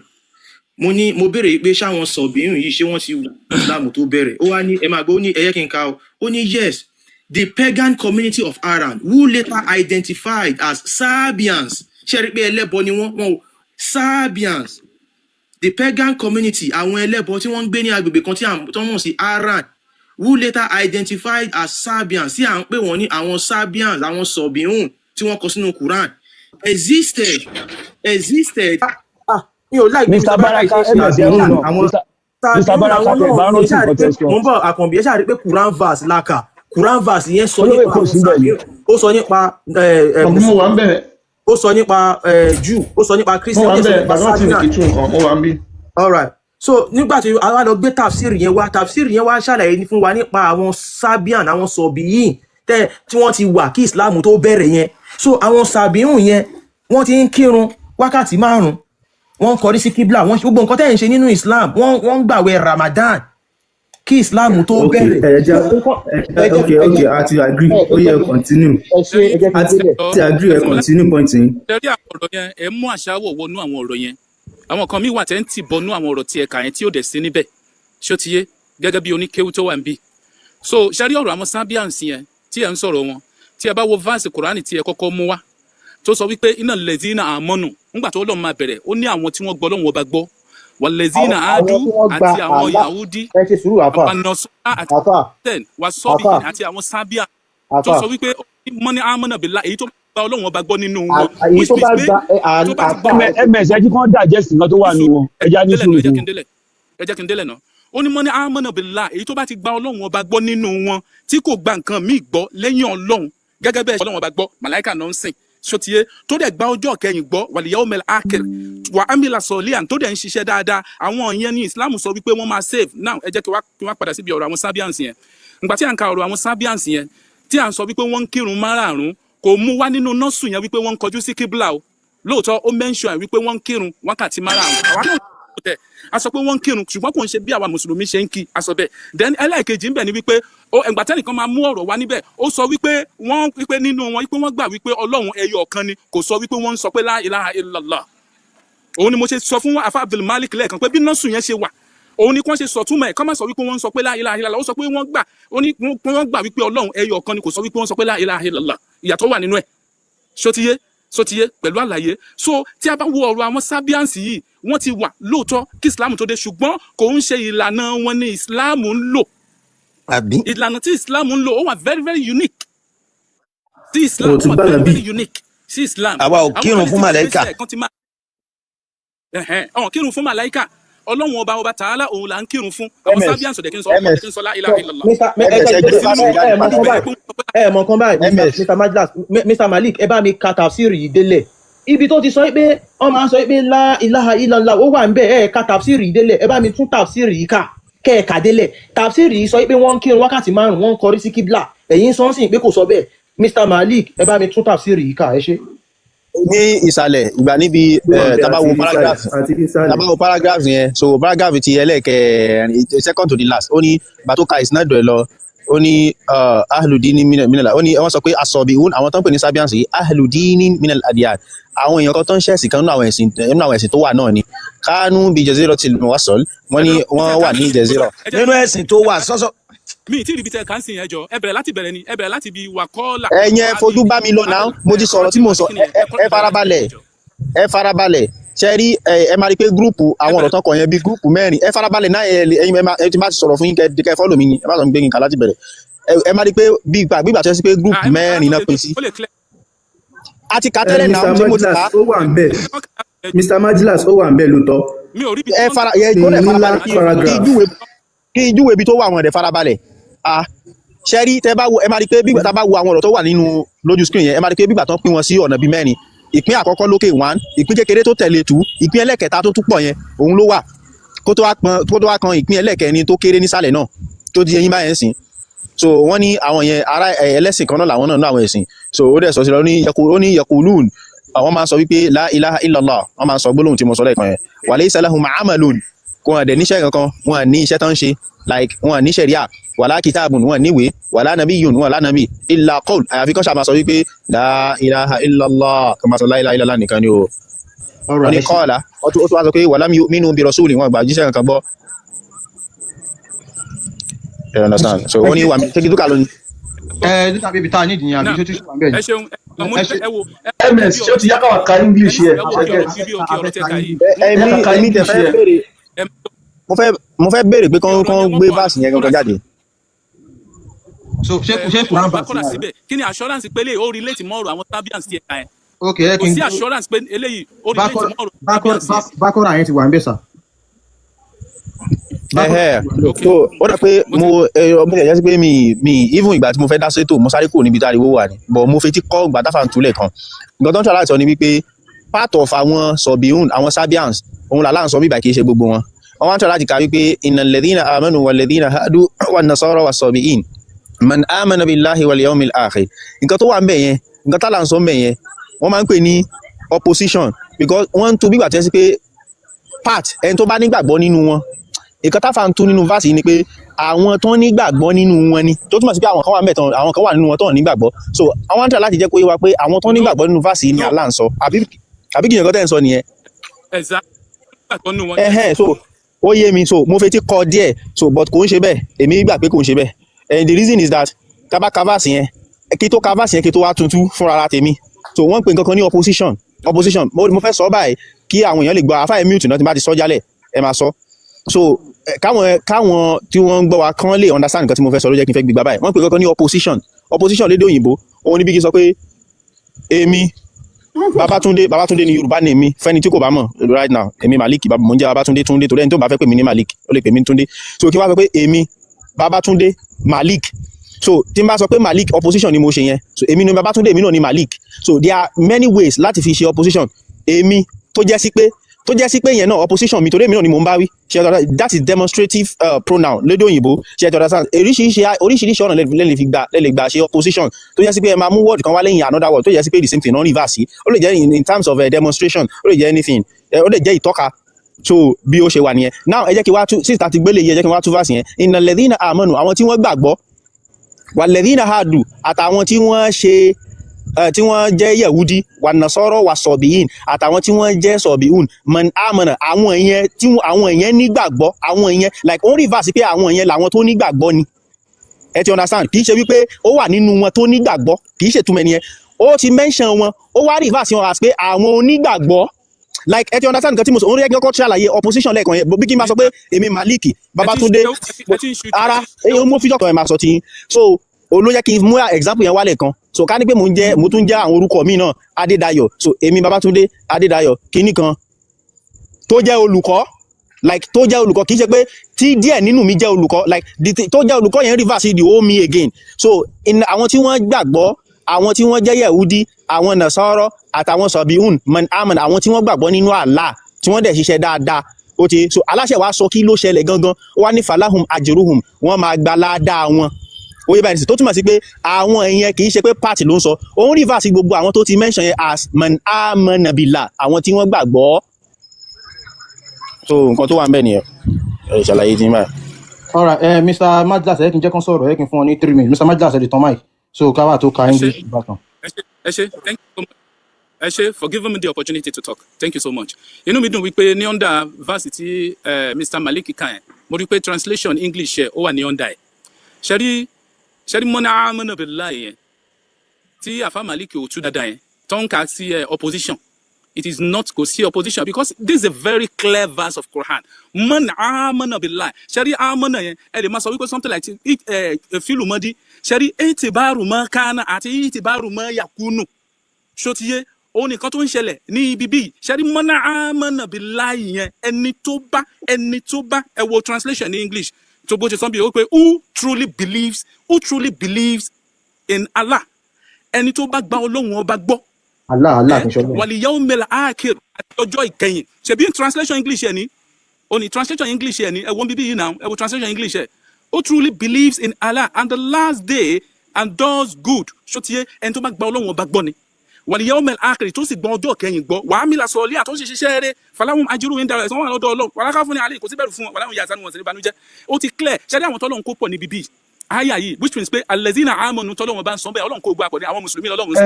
MS ó yẹ kẹ́jí kí wọ́n mọ̀ pé Allah kì í sọlọ́run. Ọgbọ́n dàbí kí ẹ̀yìn target. Innal ladhina amanu tó sọ bíbí àwa mùsùlùmí ló bá wí yẹn. Wal ladhina aadu, ibi tọ́lọ́run ti fi wá sí sect kan náà nìyẹn. Àwọn mùsùlùmí wal ladhina aadu àtàwọn Jew, wan nasara àtàwọn Christian, was-sabiin àtàwọn Sabians, man amana billahi, èyí tó bá ti gbọ́ Ọlọ́run bá gbọ́ nínú wọn, which means pé nǹkan tá a lè fi jẹ́ ẹyọ kan nìyẹn. If you truly believe in Elédùmarè tó gba Ọlọ́run ọba gbọ́, tí o gba nǹkan míì gbọ́, tó believe pé nǹkan míì lè ṣe nǹkan míì fún ẹ lẹ́yìn Ọlọ́run tó bá ti believe bẹ́ẹ̀, you are a Muslim. Ṣótiyé, you are a Muslim. Nǹkan tó ń sọ nìyẹn, translation náà ni ló wà ní ìsàlẹ̀ yẹn. Ẹ̀yin lẹ fẹ́ túùsì fún wa àbí? No, bí bó ṣe rí gangan nìyẹn. Báwo ló ṣe ẹ̀yin lẹ sọ bẹ́ẹ̀ kí ló pé bó ṣe rí náà? Àkọ́kọ́ ẹ má pe Allah ní Ọlọ́run mọ́. Ẹni sùúrù ẹ má pe Allah lọ́lọ́run mọ́. Ẹni sùúrù àpá bàbá àdúró ẹni sùúrù. Sísọ yìí ló ń bá sọ̀rọ̀ ẹ má bínú. Allah kì í ṣe Ọlọ́run. Ẹ understand? So Allah is Allah ló sọ̀rọ̀ nù Quran kò sọ Ọlọ́run. Ẹ jẹ́ kí n ṣàlàyé fún wọn. Question ẹ jọ náà bóyá Abdulmalik ni mo fẹ́ kó answer question yà bí. Irọ́ ẹ ṣe sùúrù Mr. Malik Mr. Majlas ṣé ń gbọ́ mi. I can hear you loud and clear. Ẹ ṣe. Mo ń gbọ́ yín. Ipe Allah èrè ni a máa débẹ̀. Nǹkan tá a kọ́kọ́ fẹ́ yanjú ni wípé ẹ jẹ́ kí n bi yín báyìí. Ṣé nǹkan tẹ́ ń sọ fún wa ń sìn ni wípé àwọn Sabians yìí náà ṣé mùsùlùmí ni wọ́n? Ṣé àwọn Sabians? Mùsùlùmí ni wọ́n, mùsùlùmí kọ́ ni wọ́n, simple nǹkan tí mo need nìyẹn. Àwọn Sabians tí wọ́n sáwọn wò ní Quran yìí ṣé mùsùlùmí ni wọ́n? Ẹ ṣe gan. Àwọn apá kan wọ́n gbàgbọ́, àwọn apá kan wọn ò gbàgbọ́. Tẹ̀lé fún àwọn apá kan tó gbàgbọ́ yẹn, wọ́n gbàgbọ́ nínú kíni? Àwọn apá kan nínú wọn gbàgbọ́, wọ́n gba Ọlọ́run ọba gbọ́, àwọn apá kan ò gbàgbọ́, màláíkà ni wọ́n ń sìn. Wọ́n gbàgbọ́ nínú ẹ calm down. Wọ́n gbàgbọ́ nínú Allah àbí? Bẹ́ẹ̀ni. All right. Àwọn Christian tí wọ́n fi sínú kíní ṣé mùsùlùmí ni wọ́n? Ẹ ṣe rí kódà verse Quran kan wà tí Ànábì tó qualify àwọn Christian. Wọ́n sì fi verse Quran lẹ̀ náà, ẹ sì fi ẹ̀kọ́ dá mi lóhùn straight bàbá yìí. ṣé mùsùlùmí ni wọ́n ẹ àwọn jẹ́ kí n christian. answer question yìí ṣé láwọn ẹ máa gbọ́ àwọn kírísítẹ́nì kan wà tó jẹ́ pé kírísítẹ́nì ìpìlẹ̀ tí a regard wọn as a muslim torí pé ọlọ́run ni wọ́n gbà pé wọ́n gbà pé jésù ọlọ́run ni àwọn christian kan they tún are wà. regarded as a muslim because ok mo ti gbọ́ ẹ má wọrí. àwọn Jew wọ́n tí dẹ̀ gbà wọ́n pé fi jésù àwọn ọlọ́run ni wọ́n gbà pé trinity. àwọn Jew tí wọ́n fi síbí ṣé mùsùlùmí ni wọ́n. àwọn apá kan wọ́n gbàgbọ́ àwọn apá kan wọn ò gbàgbọ́. so nǹkan tẹ́ ẹ̀ ń jẹ́ kó yé wa ń sìn ni pé ó dàbí ẹ̀ ń tún fásì yìí kọ lójú tiwa torí pé nínú fásì ẹ ṣe sùúrù sà ẹ ṣe sùúrù ẹ jẹ́ kí n délẹ̀ sà. ẹ wọ kan tó ń rí fásì ó ní ẹ farabalẹ̀ kẹ́ ní sùúrù ẹ farabalẹ̀ kẹ́ ní sùúrù kẹ́ni mo sọ̀rọ̀. ẹ ṣe sùúrù Mr. Majlas Quran verse yìí Allah ti pín wọn already ó ti pín Allah ti pín àwọn mùsùlùmí sọ́tọ̀ the believers àwọn mùsùlùmí nìyẹn the Jews àwọn Jew nìyẹn tí atápá kan Jew bá jẹ́ mùsùlùmí Allah kò tún ní kó wọn kò tún ní dárúkọ kò ní pè wọ́n mọ́ Jew náà ó máa pè wọ́n pé Muslim ló máa pè wọ́n mọ́ so nǹkan tẹ́ ẹ̀ ń sọ yìí wípé apá kan nínú àwọn Jew Muslim ni wọ́n apá kan nínú àwọn Christian Muslim ni wọ́n apá kan nínú àwọn Sabians Muslim ni wọ́n irọ́ ni kò rí bẹ́ẹ̀. kí ni ìtumọ̀ Muslim lẹ̀ bá béèrè. they have been regarded as Muslim mi sọ pé Muslim ni wọ́n they have been regarded as a Muslim. ẹ wá jẹ́ kí nǹkan tọ́lọ̀ ń fẹ́ establish nǹkan ọ̀rọ̀ tọ́lọ̀ ń fẹ́ establish nínú ọ̀rọ̀ yìí wípé tọ́lọ̀ kò bẹ̀rẹ̀ látòrí alẹ́dínà àmọ́nù àwọn tó gba Ọlọ́run àgbọ̀ Muslim. It's okay sir Mr. Majlas Mr. Majlas it's okay. okay. báyà yìí sọ pé dájúdájú àwọn mùsùlùmí. ṣé kí n máa bọ́rọ̀ mi lọ ni. no mo ń tún àyà yìí kà ni ṣe ń gbọ́ òkè olówó èkó ṣe wà ń bẹ̀ àwọn afẹ́sáré ka English version ká lè ka tafsir tàbẹ́ka ẹ ká ka Quran yìí máa wá gbé tafsir jáde ẹ máa gbọ́ ó ní indeed lóòótọ́ o the believers àwọn mùsùlùmí the Jews àtàwọn Jew the Christians àtàwọn Kristẹni and Sabians àti àwọn Sàbíhùn ìyẹn àwọn Sàbíhùn. whoever truly believes in Allah and the last day ẹni tó bá ti gbàgbọ́ nínú Allah àti ọjọ́ kẹyìn and does good tí wọ́n dẹ̀ ń ṣe dáadáa will have their reward with their Lord. ṣẹgbẹ́ nǹkan tá a la sọ ó ní àwọn ẹni náà máa ní èrè látọ̀dọ̀ olúwa wọn aláàbò olúkálukú ní tiẹ̀ lọ́tọ̀ọ̀tọ̀ ó sọ bẹ́ẹ̀ ni. and there will be no fear for them nor will they grieve. kò dẹ̀ ní sí ìbẹ̀rù ìfòró fún wọn ìpayà kò sí fún wọn. ibi tá à ń lọ ni wípé àwọn sọ̀bìrún yìí wọ́n ti wà kí ìsìláàmù tó bẹ̀rẹ̀. bẹ́ẹ̀ ni wọ́n dẹ̀ ń kírun wọ́n dẹ̀ ń gbàwẹ̀ tí wọ́n ń kírun wákàtí 5 wọ́n ń gbàwẹ̀ wọ́n ń gba Ramadan wọ́n ń ṣe hajj wọ́n ṣe everything tẹ́ ń ṣe nínú Islam àti kà jáde fún yín lẹ́ẹ̀kan bọ̀ nǹkan tẹ́ ń jẹ́ kó yé wa ni wípé mùsùlùmí wà nù wọn mùsùlùmí ò sí nù wọn torí pé Islam ò ti bẹ̀rẹ̀ kò possible you cannot give what you don't have. kì í ṣe Allah náà ń kírun fún kì í sọ lọ́run. Allah ni mo ń bọ̀ Mr. wọ́n ṣe láìláìlàlá wọ́n ṣe láìláìlàlá ṣe bá ti sá jáde. ìtumọ̀ ẹgbẹ́ ẹni tó bá ti mú Ọlọ́run lẹ́yọ̀ kan. irọ́ o ó dàbí a máa bá yín tu a máa bá yín tu palẹ̀ sí ẹ jẹ́ ká ṣe báyìí ẹ ṣe sùúrù irọ́ èdè tí wọ́n kọ́ kò sí èèyàn kan tó pe Ọlọ́run nílẹ̀ Yorùbá àmọ́ Ọlọ́run méjì àjẹ́ kí n ṣe mùsùlùmí ẹlẹ́bọ ni wá Ọlọ́run Olódùmarè àmọ́ ẹyọ kan ni àjẹ́ kí n ṣe mùsùlùmí.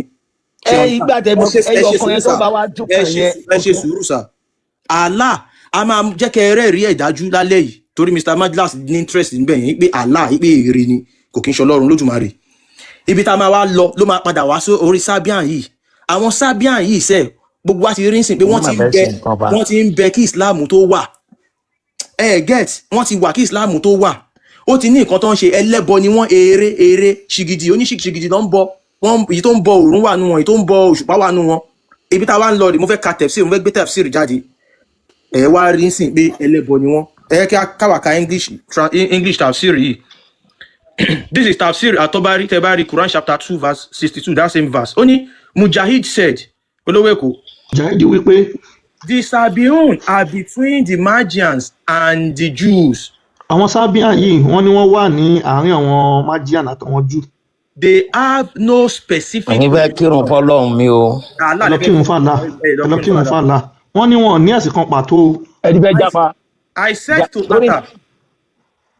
Wọ́n sọ fún Atta pé. They said that the Sabiun are a tribe like the Sawad. Wọ́n ní àwọn Sabiun yẹn wọ́n jẹ́ àwọn ẹ̀yà bíi Sawad. They are neither Magians nor Jews nor Christians. Ṣé ń gbọ́? Wọ́n ní wọ́n ń ṣe Magian wọ́n ń ṣe Jew wọ́n dẹ̀ kí ń ṣe Christian. He said.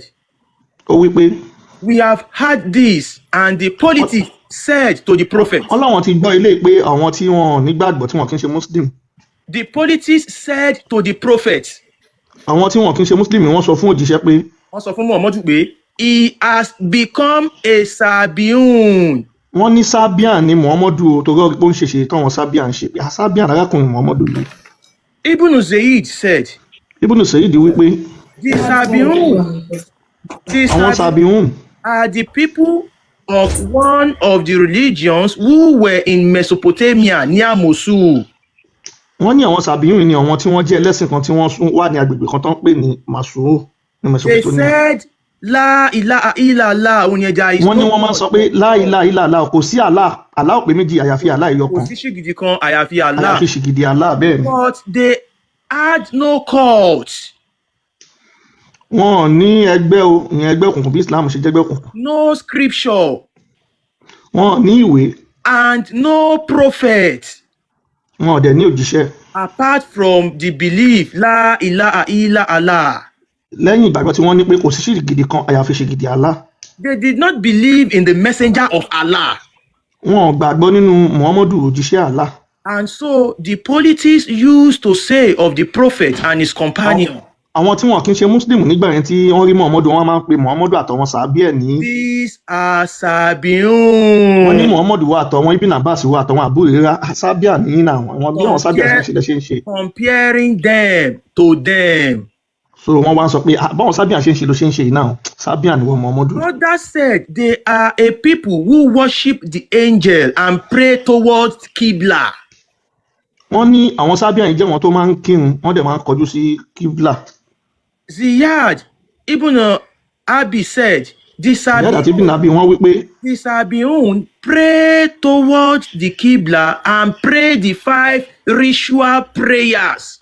wọ́n ní àwọn sábíà yìí máa ń kírun wọ́n máa ń kọjú sí Qibla wọ́n dẹ̀ máa ń kírun ìyẹn ìrun ètùtù lẹ́ẹ̀márùn. ìrun wákàtí márùn tẹ́ ń kílé ni. Muhammad wanted to exempt them from the potters. Muhammadu náà tó dẹ̀ ń ṣe gẹ́gẹ́ bí wọ́n ṣe ń ṣe. Then he was informed afterward that they worshipped the angel. wọ́n dẹ̀ gbé sí wọn létí pé wọ́n ní wọ́n máa ń sin àwọn màláíkà. The Sabiun are a people who worship the angels, pray towards the Qibla and recite the psalm. àwọn sábíà yìí ni wọ́n máa ń kírun wọ́n dẹ̀ máa ń sin àwọn màláíkà wọ́n kọjú sí Qibla. tẹ́ ẹ bá wo nǹkan tó wà tá a kà yín sìn tó ṣàlàyé àwọn sábíà tí wọ́n dárúkọ nínú Quran yẹn àwọn sábíà yẹn ti wà kí Islam tó bẹ̀rẹ̀ wọ́n ń kírun wákàtí márùn gbogbo nǹkan tẹ́ ń ṣe ni wọ́n ń ṣe ìgbà tí wọ́n wá rí Muhammadu náà tó bẹ̀rẹ̀ sí ẹ rí pé wọn ò gbà fún Muhammadu àwọn ò kí ń sọ pé Muhammadu Rasulullah tó túmọ̀ sí pé wọn ò kí ń ṣe mùsùlùmí. Before you can become a Muslim you must believe not only in Allah but also in Muhammad as the messenger of Allah. ẹ gbọ́dọ̀ sọ pé la ilaha illallah Muhammadu Rasulullah pé Muhammadu òjíṣẹ́ Allah ni. Now ọ̀dọ̀ wọn ni Muhammadu ti hijack Allah yẹn la ilaha illallah yẹn Muhammadu wá sọra ìdí òjíṣẹ́ ó sọra ìdí òjíṣẹ́ Allah pàpà tó pé Allah ti pé òun ó wá bẹ̀rẹ̀ sí sọ pé la ilaha illallah la ilaha. So ǹgbà táwọn politics àwọn ará Mẹ́kà gan rí wọ́n ní tó ń rí Muhammadu tó ń kírun tó ń gbàwé Ramadan tó ń ṣe gan ẹ̀rí wọn sọ pé wọ́n ní he has become Sabi wọ́n ní ara lé yín ó ti join àwọn ìjọ Sabiun yẹn this is Sabiun wọ́n pè Sabiun comparing Muhammad to the Sabians to them torí wípé gbogbo nǹkan tẹ́ ń ṣe nínú Islam pátápátá àwọn Sabiun yẹn ló ń ṣe now àwọn Sabiun yìí ẹlẹ́bọ ni wọ́n ibi tẹ́ ẹ tún máa ti mọ̀ pé gbogbo nǹkan tẹ́ ń ṣe nínú Islam pátápátá làwọn Sabiun yìí ṣe yàtọ̀ sí pé ẹ̀ ń kírun ẹ̀ ń gbàwẹ̀ 30 days àwọn náà ń gbàwẹ̀ ẹ̀ ń ṣe Eid al-Fitr àwọn náà ṣe Eid al-Fitr bẹ́ẹ̀ ṣe ń sin òkú gẹ́lẹ́ tẹ́ máa sin òkú tẹ́ máa tẹ́lẹ̀ tẹ́ máa kírun sí bẹ́ẹ̀ náà ni àwọn ènìyàn ṣe ń sin òkú tẹ́ bá fẹ́ kírun ẹ máa ṣàlùwàlá àwọn ènìyàn náà ṣàlùwàlá ẹ ṣe sùúrù o tẹ́ bá báyàwó yín sùn ẹ máa sọ pé ẹ lọ wẹ jánábà àwọn ènìyàn náà wẹ jánábà àwọn náà ń ṣe everything Muhammadu kàn mú kinní yẹn ó kàn fi kọ́ńkà lásán ni ibi tá wá ń lọ sìn ní wípé a ti mọ̀ pé àwọn ẹni yìí ẹlẹ́bọ ni wọ́n àwọn náà ń ṣe la ilaha illallah àwọn náà ń kírun àwọn náà ń gbàwẹ̀ àwọn náà ń ṣe everything ibi tá wá ń lọ sìn ní pé la ilaha illallah Allah táwọn ẹni yìí ń sìn èrè ni Allah yẹn náà dẹ̀ ni ẹ̀yin náà sìn Allah tẹ̀ ń sìn. They recite Psalm. Psalm lásán náà kàn fi ń kírun wọ́n Psalm ló ń kàbọ̀ inú márùn ló ń tó wákàtí márùn ló ń kírun. Psalm ló kàn fi ń kírun tiwọn náà ẹ̀ Psalm ló máa fi ń kírun tiwọn. Mr. Baraka this is common sense Mr. Baraka ẹ get kínní bóyá nísìnyẹn máa wo bóyá tèmi bá ti ń. mo jẹ́ tí mo bá yín lọ náà ni ó kàn fẹ́ bá yín débẹ̀ àwọn wo náà máa ń ka sam. àwa náà ń jẹ́ kó yé yín. bó ṣe yẹ kó wà ẹ kàn ní. kí la àtúbó ṣe yẹ kó ẹ ṣe. Mr. Baraka àwọn Sabians wọ́n ṣe everything tẹ́lẹ̀ ṣe wọ́n kírun wọ́n gbàgbé everything tẹ́lẹ̀ ṣe wọ́n bá ta ni wọ́n ní náà ṣe ẹgbà fàyẹ̀ ṣe náà wọ́n sọ pé àwọn ka sam. so Muhammadu jí gbogbo kí ní ẹgbẹ́ lọ́wọ́ àwọn Sabians. ẹ máa gbọ́ àkànbí ẹ tẹ̀ dúró ẹ ṣe sùúrù wọ́n sọ pé àwọn ka sam. so nǹkan tí Muhammadu ṣe ni pé Muhammadu wí pé òkè tí níbo ni sam ti wá. ibo ni sam ti wá ta ló ni sam. ta ló ni sam wá àṣebẹ́yìn ní ẹláìtì wa ta ló ni sam ṣáà ládò ni sam. Mr. Baraka ẹ̀tọ́ máìkì. Anu ẹ̀yẹn kò parí ẹ̀ ní. ms àwọn tí wọn ọba Muhammadu ọba àwọn sàbí wọn ọba Muhammadu bá wọn láyé. ẹ̀jẹ̀ máa ń ta jẹ́ẹ̀tì. ẹni sùúrù báwo náà ti fẹ́ fi oríkì Muhammadu ẹ̀jẹ̀ máa ń ta jẹ́ẹ̀tì. àwọn ẹni tí Muhammadu bá láyé. mo ń bọ̀ àkànbí. ẹ jọ tẹ́ bá ti ní dáhùn sàmì ẹ máa fún mi ní 3 minutes láti sọ̀rọ̀. mo ti ń dá yín lóhùn náà Mr. Baraka. àwọn náà ni sam. ẹ sọ wípé wọ́n sọ wípé wọ́n ka sam ẹni eléyìí sọ wípé àwọn sàbíhùn yẹn wọ́n worship angel wọ́n dẹ̀ ń kírun wọ́n face kíbla wọ́n dẹ̀ ń ka sam ẹ wá ń bi mí pé àwọn wo ni wọ́n ń ka sam. àbí nǹkan tẹ́ ń sọ kọ́ nìyẹn kí ló wà ní sam kí ló ibà ṣe máa mọ̀ ní. wọ́n ní ta ló ní sam wọ́n ní ta ló ní sam ẹni tí ní sam lè jẹ́ náà ṣáwàlá ní ni. sam ní báyìí wà ta ni kí ni sọ́ọ̀sì kí ni origin of sam. àwọn sam lè máa lọ bí náà anything ló lè jẹ́ sam náà.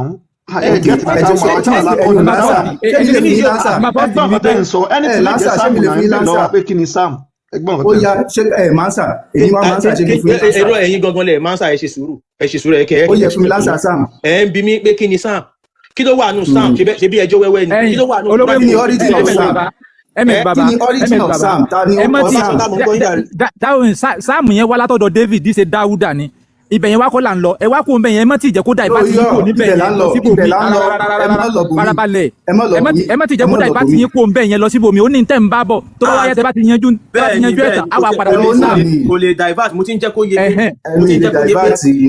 Mr. Baraka ṣe fún mi 2 minutes ẹ ṣáà sọ̀rọ̀ látẹ̀. ẹ ṣe sùúrù ẹ máa sọ̀rọ̀ a máa jẹ́ kẹ́ sọ̀rọ̀ a sì fẹ́ kí Mr. Majlas tàbí kẹ́ mute mo fẹ́ true pẹ̀lú Mr. Majlas àwọn ènìyàn kí ló wà nù sam ẹjọ́ wẹ́wẹ́ ni kí ló wà nù Quran tẹ́ fi ń kírun ẹjọ́ ẹ translate kí ní ìsí èdè Yorùbá ẹ má wọlé ẹ má wulẹ̀ tán máì tí ẹ bá translate Quran tẹ́ ń ká ní Arabic sí èdè Yorùbá ẹ máa understand nǹkan tẹ́ ń ká tẹ́ fi ń kírun ẹ mọ̀ wípé ẹjọ́ wẹ́wẹ́ ni bí mo ṣe tí mo bá jí máa sáré lọ aláàbí kẹ́tẹ́kẹ́tẹ́ tó ń sáré tó ń mí ẹ ṣe sùúrù ẹjọ́ mo kàn jẹ́ kẹ́ ẹ mọ̀ pé kò sí nǹkan kan nù sam Muhammadu ó kọ́pì gbogbo kíni ó jí kíní yẹn gbà ó wá ní kán máa fi ẹjọ́ wẹ́wẹ́ tó òun kán máa kà tó bá ti fẹ́ sin ṣìgìdì aláàyè nǹkan tó ṣe nìyẹn so kò rí sam yẹn it has nothing to do with us now a ti jẹ́ kí mi ìjà yín bọ̀ ìwà ń bẹ́ẹ̀ ṣe sùúrù a ti jẹ́ káwọn èèyàn wá mọ̀ pé kíní yìí àwọn ẹlẹ́bọ òun ni àwọn Sabian yìí wọn kì í ṣe mùsùlùmí àwọn lè lọ́n ṣe láìláìláà aláyé bá ti conclude jẹ́ kí n reply. bá ti conclude máa jẹ ẹ má worry Mr. Majlas àti wọ́n jọ sọ̀rọ̀ tó náà sọ pé àwọn ní interest nínú pé Allah pé ṣìgìdì ni Mr. Majlas ṣe wà ń bẹ̀.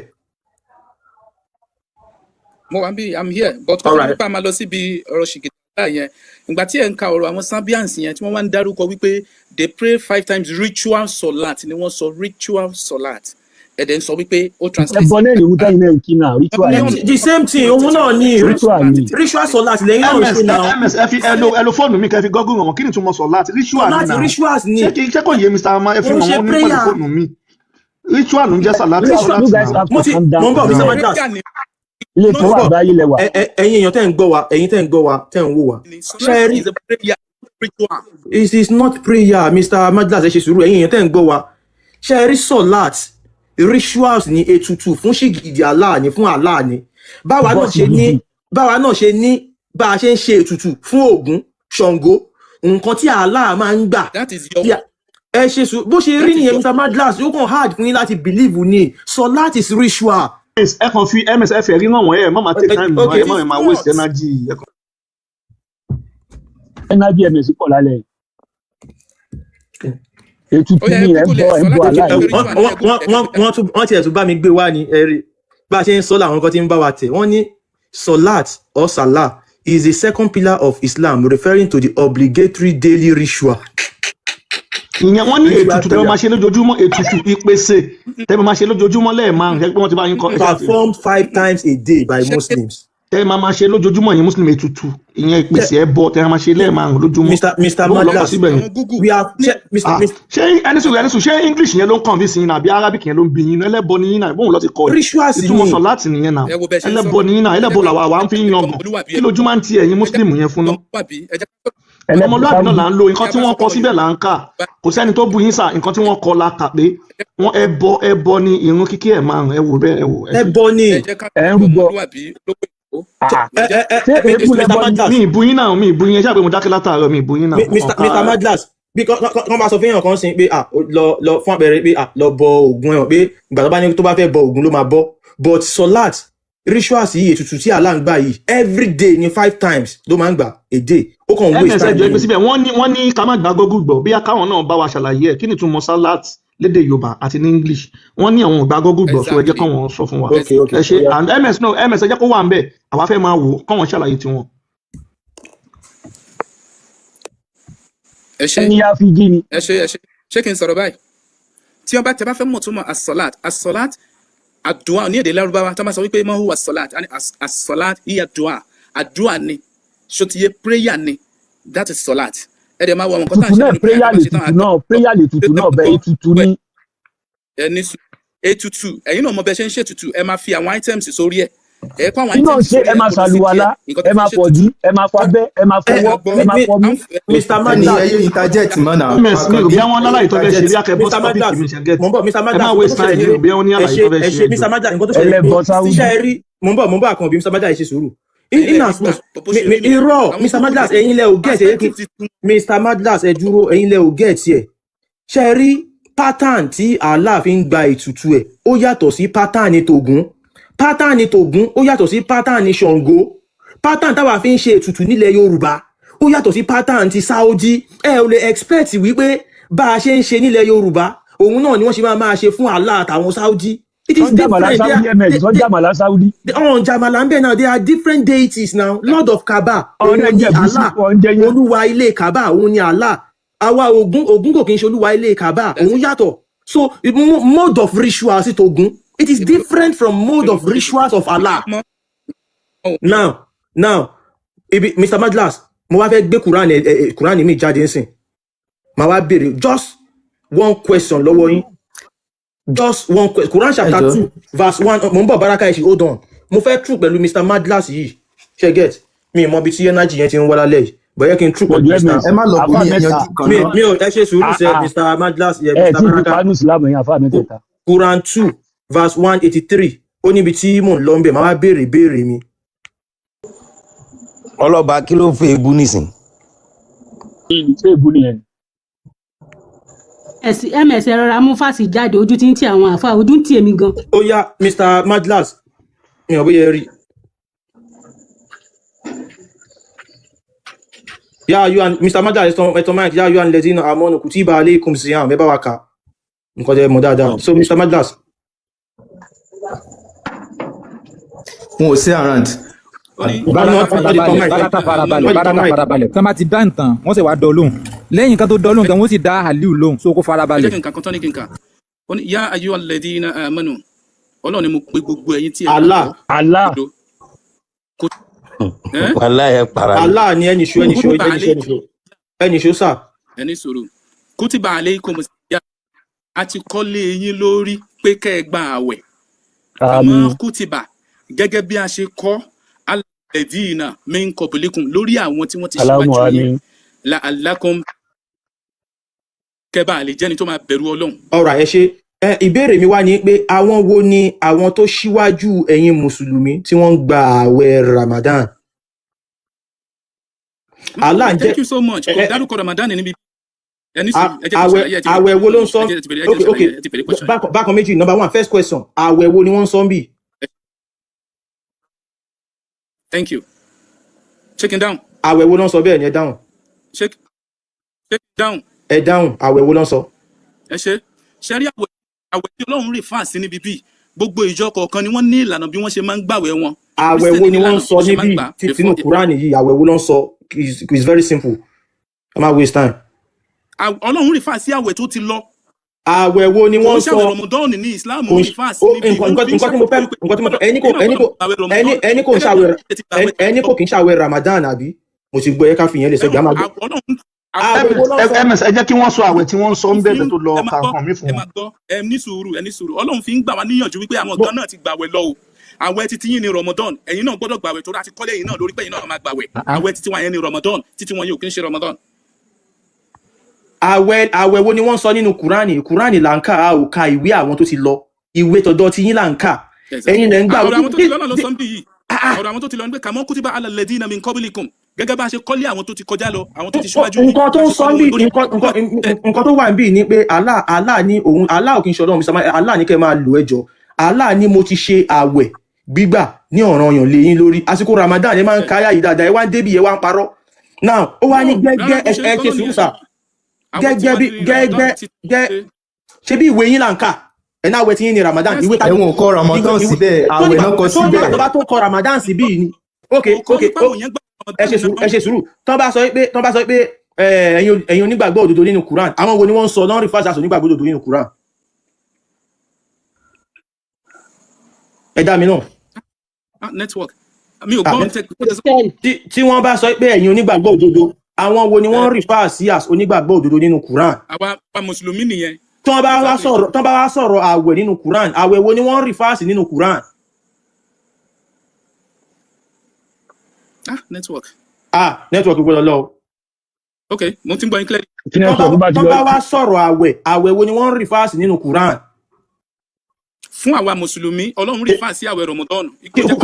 àwẹ̀ wo wá ní Quran sọ yìí kí ló dé wá ń waste time kí ló dé ń waste ta ló tún sọ̀rọ̀ yìí ẹjọ́ emut now kí ni ti jẹ́ kó yé wa ń sìn pé àwẹ̀ Ramadan ni wọ́n ń sọ níbí this is common sense ẹ má máa stress wa now tá a bá gbé tafsiri wa tafsiri fún ara ẹ má waste time ẹ ṣe sùúrù bàbá yìí ẹ jẹ́ kí n start example fún yín let me give you ẹ má cite exam ẹ má waste time wa ẹ má waste time wa bàbá yìí ibi tá à ń lọ kò jìn Quran tó bá ẹgbẹ́ tafsiri wa ṣé kí n gbé tafsiri wa kó yanjú ẹ̀. ẹgbẹ́ tafsiri wa ibi tó ti sọ pé àwẹ̀ Ramadan làwọn yẹn gbà lọ ẹgbẹ́ tafsiri wa. ẹgbẹ́ tafsiri wa.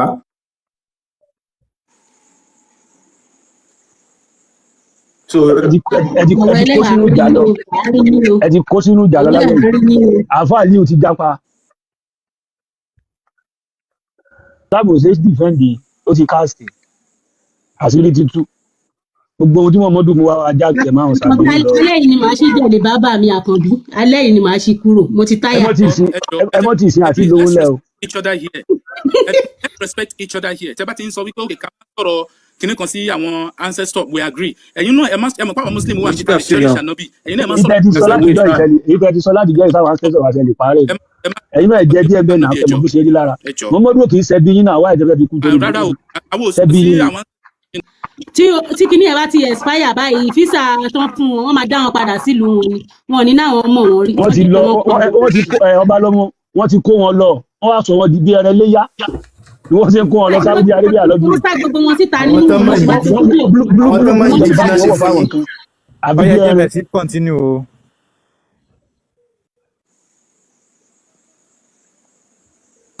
ẹjọ yẹn tó wọ nìkọ́ọ̀bù yẹn ẹ bọ́ kínní yẹn ẹ fi kínní yẹn ó yẹ kó lọ bọ́ lọ́rùn lọ́rùn. bóyá láàrin abúlé ìgọ̀ ni. tí ò dùn mọ́ yín nù kò yẹ kẹ́ fagídí wọ ẹ fagídí pé dákun ẹ mú jẹ kẹ ẹ máa bẹ́ẹ̀ tó lọ jàre. kọjọ nìkan aláàánú ń sásọ ni. arìndìn. wọ́n ti gọ àwọn ìrìn ní ọgbọ́n ló. àbí bí ẹ̀kọ́ méjì Muhammadu ọbọlẹ̀ jàgbé ọdẹ ajá ó lo chance àwọn àgbẹ̀rù pa gbogbo dúkìá ọ̀sàbíhùn lójú. nìkọ́ọ̀bù tọjọ́ máa ń wọ̀ lọ fi dókè káàkiri ni àwọn ẹlẹ́hàá yín. gbogbo dúkìá ọ̀sàbíhùn Muhammadu. Don't say bad thing about Muhammad, please, I beg you. ẹ kiri kẹkẹ ẹ sá fara balẹ̀ ibi tí Muhammadu bọ náà àtàgbé àgbè. Mr. Majak kò sí nǹkan tó dá lára máa nìyẹn ṣe gbọ́ kẹ fara balẹ̀ kò sí tó dá lára rẹ̀. ẹ má bínú musa ẹ jẹ́ ṣe bọ́mọ Yorùbá la pera ó yá Mr. Majak is okay ẹ má bínú ẹ̀yin mà kọ́ ọmọ Yorùbá ni wá ni wọ́n ń tàpá bá gbogbo tí ń bẹ́ńlẹ̀ Yorùbá náà sọ pé kò dáa ọmọ Yorùbá ni ẹsẹ̀ ìrántí pé ọmọ Yorùbá ni wá nìsín àbí. akọtilétà ni wọ́n pọ̀ ní. àlọ́ ni ẹ má wọ fìlà ẹ má bọ́rọ̀ tó sọ kò sẹ́ni tó sọ pé Muhammadu ò ń ṣe bí jésù bí wàrà ni ẹ mọ̀ ṣe mọ́. Muhammadu ò ṣe bí yín. Muhammadu tọdọ ẹ fún máa bẹ́ tòyìn lọ ẹ máa bẹ́ tòyìn lọ ms. Tẹ bá gbọ́ àwọn wà burúkú tí Muhammadu tọwọ́ bọ́ ẹbọ lẹ́nu o, Muhammadu mọ̀ bókú sùn. jẹjẹ tún sọ lẹ́ẹ̀kan Muhammadu dẹ̀ sọ yìí mọ̀ bá òkú sùn. Mo ń bọ̀ Àkànbí ẹ máa rush Mr. Madmi mo reason tẹ́yìn mùsùlùmí sọ pé ká respect faith yín bọ́ ẹ ti gbàgbé gbogbo àti Ọlọ́run bá paná ajẹ́bọ rẹ gbé sínú ànábì ga ẹ ti gbàgbé ẹ̀yin tẹ́ ń bọ Ògún tẹ́ ń ṣe kíní kẹ́ máa wọ náà ẹ ti gbàgbé a ṣẹ̀ṣẹ̀ bẹ̀rẹ̀ kíní ni o Mr. Madlas a ṣẹ̀ṣẹ̀ bẹ̀rẹ̀ ni o a jẹ́ ń lọ a máa ṣe kíní fún bí a máa ṣe bí 50 years a jẹ́ máa fi lọ́mọ lọ́wọ́. A máa fi lọ́mọ lọ́wọ́ ni because ilẹ̀ Yorùbá a máa fọ́ mọ́ iṣẹ́ tó Olódùmarè gbé fáwa òun là ń ṣe yìí ṣe understand. Mo sáré tẹ̀ sí Google wípé ẹjẹ́ àjọmọ́ ohun tí ó gbẹ̀yìn gbogbo ẹ̀. Ẹ máa tanra yín di play. Muhammadu fọmọ ayé ẹ máa gbọ́ gbogbo ọmọ ẹ̀ ló kú lójú ayé. Mo sáré tẹ̀ sí Google wípé Àfà Aliu Muhammadu ms Àfà Aliu ló ń fẹ́ lọ kí ká lè kú torí tiẹ̀. Ẹ máa kú ẹ kú wọn sí i lọ́ máa jẹ́ Muhammadu jọkẹ́ ń kírun Àfà Aliu láwọn fẹ́ lọ kírun ìkírun lé yánjọ́ kí ọmọ rẹ̀ kí wọ́n pè ọmọ rẹ̀ kẹ́ kúnlé òfin rúlẹ̀ Àfà Aliu nísìn ìsìláàmù ló fi ń jẹun ó wá bíbá kò lè prevent ìsìláàmù wọn ti sá lọ ó lóun fẹ́ lọ kírun nígbà òye ànẹ́bì tó mú ìsìláàmù wá ọmọ rẹ̀ kúnlé kò fi irun kíkí lẹ̀. Baraka lè ti sá lọ Baraka ti sá lọ Mr. Madlas mo drop ẹ Baraka ti kálẹ̀ mo drop ẹ Mr. Madlas ẹ̀sìn Islam Mr. Madlas ẹ̀sìn Islam ó tako àṣà àti in fact ó tako everything torí pé nǹkan tó wà nínú Quran ni wípé ẹ̀yin mùsùlùmí ẹ jà wọ́n lógun tí gbogbo wa máa fi di mùsùlùmí nǹkan tó wà nínú Quran nìyẹn so ẹ má gbà sí wá ṣe tẹkíyà àti ka Quran o ẹ má wọrí ẹ jẹ́ ká kọ́ sọ fún nǹkan tá à ń ṣe ẹ má yọ tẹ̀rí Quran tá à ń kà ẹ ṣe sùúrù sà Quran tí mo gbé wá fún yín Quran chapter 2 verse 183 tó sọ pé kùtìbà alaykum siyam bá ṣe àwẹ̀ ìlànà fún yín so mo jẹ tẹ́sí Google lọ́wọ́ kan pé àwẹ̀ wo ni wọ́n sọ ó ní the fasting of Ramadan pé àwẹ̀ Ramadan òun ni wọ́n sọ ẹ kàn wá síbi yẹn ń parọ́ fún wa so tafsiri náà jẹ́ ni mo ti gbé jáde. Òun ní náà Surah Al-Baqarah Quran 2 verse 180 ẹ ṣe sùúrù báwo làwọn ẹni ṣe ń ṣe báyìí wọ́n ṣàti ń kà fún yín ẹ̀yin lẹ́nu ló ń dá wọn lára jẹ ni. Ètò láyé máa ń sọ̀rọ̀ kan wọ́n láwọn àfáà lọ sùn lálẹ́ kan tó jí láàárọ̀ ilẹ̀ ti mọ́ bólóró wọn pìtìpìtì ayé ti bà wọn.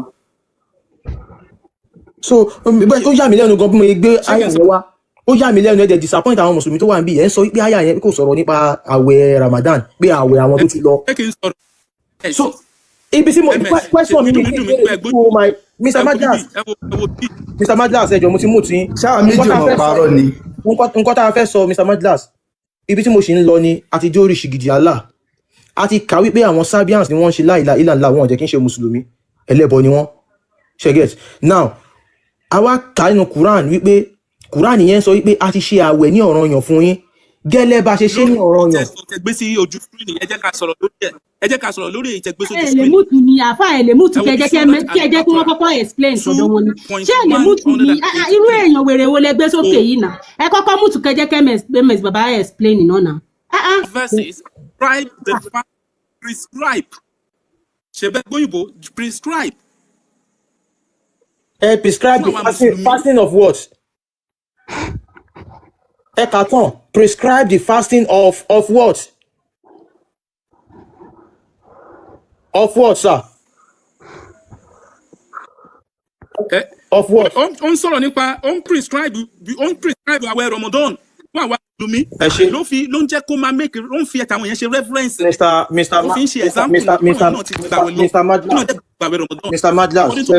Mr. Madlas kò dáa kéèyàn máa parọ́ ẹ̀kàn ń fira yín ṣe yẹ̀yẹ́ ní ojú ẹ̀kàn dojú ti ra yín. ọjà mùsùlùmí àméjì lè máa parọ́. Àsọtẹ́lẹ̀ náà wípé ṣẹ́ra àwọn tó ń ṣe ẹ̀sìn Islam yìí something nǹkankan because mi wọn ò lè reason something is wrong with them. Mo gbé Quran wálẹ̀ kan wípé tí Quran bá sọ wípé àwọn onígbàgbọ́ òdodo ẹni àwọn mùsùlùmí ni Quran wá sọ wípé a ti ṣe àwẹ̀ ní ọ̀ranyàn lé yín lórí a ti ṣe àwẹ̀ lọ́ranyàn lé ẹ̀yin mùsùlùmí lórí gẹ́gẹ́ bí a ṣe ṣe ní ọ̀ranyàn lé àwọn tó ṣíwájú yín mo wá bi yín pé àwẹ̀ wo ni wọ́n ṣe lọ́ranyàn fún yín ẹ wá ń sọ pé kò kí ń ṣe Ramadan kí ni yóò make sense. àwẹ̀ tí wọ́n fẹ́ mẹ́sì àwẹ̀ Ramadan ni ọ̀ranyàn fún yín náà. àwẹ̀ tó kú bá kú téèyàn bá lè jẹun làwọn ń sọ. ẹ yín parọ́ náà so ibi tí mo ń lọ gbọ́n Mr. Madlas òun ni wípé Allah tó wà tó ń sọ̀rọ̀ ńbẹ̀ yẹn ó ní mo ti ṣe àwẹ̀ lọ́ranyàn fún yín bí mo ṣe lọ́ranyàn fún àwọn tó ṣíwájú yín. Àwọn wo ni àwọn tó ṣíwájú yín tí wọ́n ń gba àwẹ̀ Ramadan? That is the question. Ramadan kọ́ làwọn yìí gbà. Àwọn Sábíàn ta kàlẹ́ kan Ramadan ni wọ́n ń gbà àbí kò kì í ṣe Ramadan. Ramadan. Kò ṣe Ramadan. Mr. Madlas ní Ramadan Baraka ní kò ṣe Ramadan olówó èkó bí a ká drop Baraka ká lè gbé wá sókè ká lè gbé wá sókè. ẹ drop Baraka yẹn drop ó kàn interject wa. So Mr. Madlas for the last time àwọn Sabians tájọ kàlẹ́ kan yẹn àwẹ̀ wo ni wọ́n ń gbà ní 29 days or 30 days tájọ kàlẹ́ kan tí wọ́n dẹ̀ ṣe Eid al-Fitr àwẹ̀ wo ni. Exactly wọ́n ní ìlànà tí wọ́n fi ń gbàwẹ̀ tí wọ́n kò ń ṣe. àwẹ̀ wo ìlànà wo wọ́n fi ń gbàwẹ̀ kí ló ń ṣe yín náà ìlànà tó fi ń ẹyẹ ṣe báyìí náà àwọn Christian tó ń gbàwẹ̀. ẹyẹ parọ́ náà ìlànà tẹ́yìn fi ń gbàwẹ̀ ẹ máa jí sáré ẹ ní jẹun láàárọ̀ ẹ ní.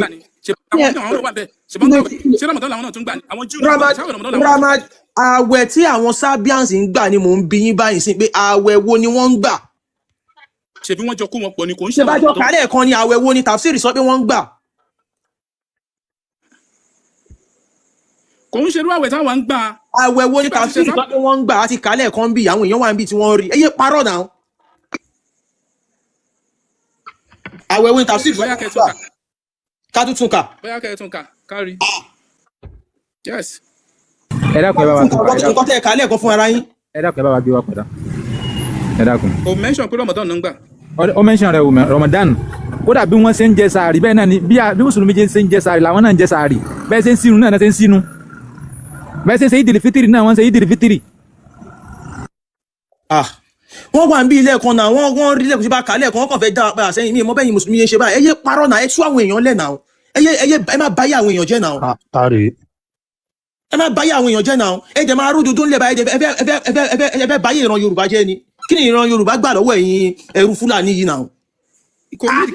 kò ní kẹ́ máa sọ̀rọ̀ aggressively náà. mo máa sọ̀rọ̀ aggressively nígbà tá a kàn kán lẹ́ẹ̀kan kò tí tó 1 hour ẹ rí bẹ́ẹ̀ pé wọ́n ní wọ́n kírun wákàtí 5 wọ́n kọrí sí kíbla wọ́n gbàwé Ramadan wọ́n ṣe la ilaha illallah ẹ rí bẹ́ẹ̀ lẹ́ẹ̀kan ẹ tún wá débi tí a ti gbé Quran wá sí pé kí Quran sọ pé òun ṣe àwẹ̀ Ramadan lọ́ranyàn fún yín gẹ́gẹ́ bí mo ṣe lọ́ranyàn fún àwọn tó ṣíwájú yín tó tẹ̀ ń ṣe la ilaha illallah ẹlẹ́bọ ni wọ́n èrè ni wọ́n bọ àwa débẹ̀ tán sí yẹn tí wọ́n sọ pé kò kí ń ṣàwẹ̀ Ramadan ni wọ́n ń sọ nínú àyà yẹn àtú wá gbé tafsir wá gbé everything wà ẹ́ rí pé Ramadan ni ẹ tún wá sọ pé Ramadan pé àwọn sàbíhùn yẹn ti ta kálẹ̀ kan ìgò kí ń ṣe Ramadan mo ti gbé tafsir yẹn síbẹ̀ padà ẹ̀yin lẹ sọ pé ẹ ò rí sìn Ọbáṣọlá bóyá máa bá wọn ká o because lẹ́ẹ̀kan yẹn wọ́n náwọn ò rí wọ́n gbàwẹ̀ 29 days or 30 days àwẹ̀ wo lẹ́ ń gbà ní 30 days is it not Ramadan. ṣé o mention ṣé àwọn bí Mr. àwọn Sabians yóò wá mention Ramadan. Ọbáṣọlá kó lè fast bí a kì í tẹ. bàbá ẹni sùúrù mo fẹ́ bẹ̀rẹ̀ pẹ̀lú Ọbáṣọlá o mo mọ̀ pé Muslim ní tẹ́lẹ̀ mo wá wọṣọ yìí jáde lénìí báwọn èèyàn ṣe ń bú mi nìyẹn pé olè ẹ gbọ́sọ́ tún máa ń faṣọ yìí jalè ni. gidi kò sí ní tàn fi ṣe wọ́n fi ń já fóònù nínú olè tí wọ́n kó nǹkan sábẹ́. supermarket wọ́n fi jí para ní supermarket. wọ́n jẹ́ kí n wọlé o Ọlọ́run wọ́n jẹ́ kí n wọlé wọ́n ní olè wọ́n rò pé kí ni ìtumọ̀ ṣé wọ́n máa fi báwọn fi ń jalè. ẹ mọ̀ kí nìyẹn yóò ṣẹlẹ̀ láyé ànábì ẹ mọ̀ yóò lè easy fáwọn obìnrin náà láti jalè so ẹ mọ̀ nǹkan ogun. ọmọ tó bá mọ́ máa ha sáàrin ìtàn. wọ́n lè ha ẹgẹ́ tiẹ̀ wọ́n lè ha sáàrin. wọ́n ṣáà ń yí abẹ́ mi wò wọ́n fẹ́ lè já mi sí òhò. àwọn máa ha sáàrin ìtàn ìbọn yín ṣe nìyẹn. ẹ má bínú kan tí mo ní kí n béèrè nìyẹn o mi níwọ̀ jáde mọ́. wọ́n máa ń fi aṣọ yìí gan wọ́n máa lọ fi ń dóyàwó ara wọn lé aṣọ yìí wọ́n máa lọ fi ń dóyàwó ara wọn lé wọ́n sì máa wọ̀ ní àwọn àfátẹ́rin yẹn ẹ kò lè bìlífù ni ẹ béèrè lọ́wọ́ àfa Mr. Sabian tó ń pera wọn yìí. báyìí mi lára mọ are we here to learn or we are here to abuse ourselves èwo ní bẹ́ẹ̀. à ń lẹ́ni náà ni gbogbo ẹ̀ bẹ́ẹ̀ kọ́ náà ni. ṣé kò dá ẹni sùn yẹsà ṣé kò dá bẹ́ẹ̀ yẹn ṣe lẹ́nì ṣé kò dá bẹ́ẹ̀ yẹn ṣe lẹ́nì wípé téèyàn bá ti wọ́ọ́rù kí ni yóò kò gbọ́dọ̀ má fi jalè mọ́.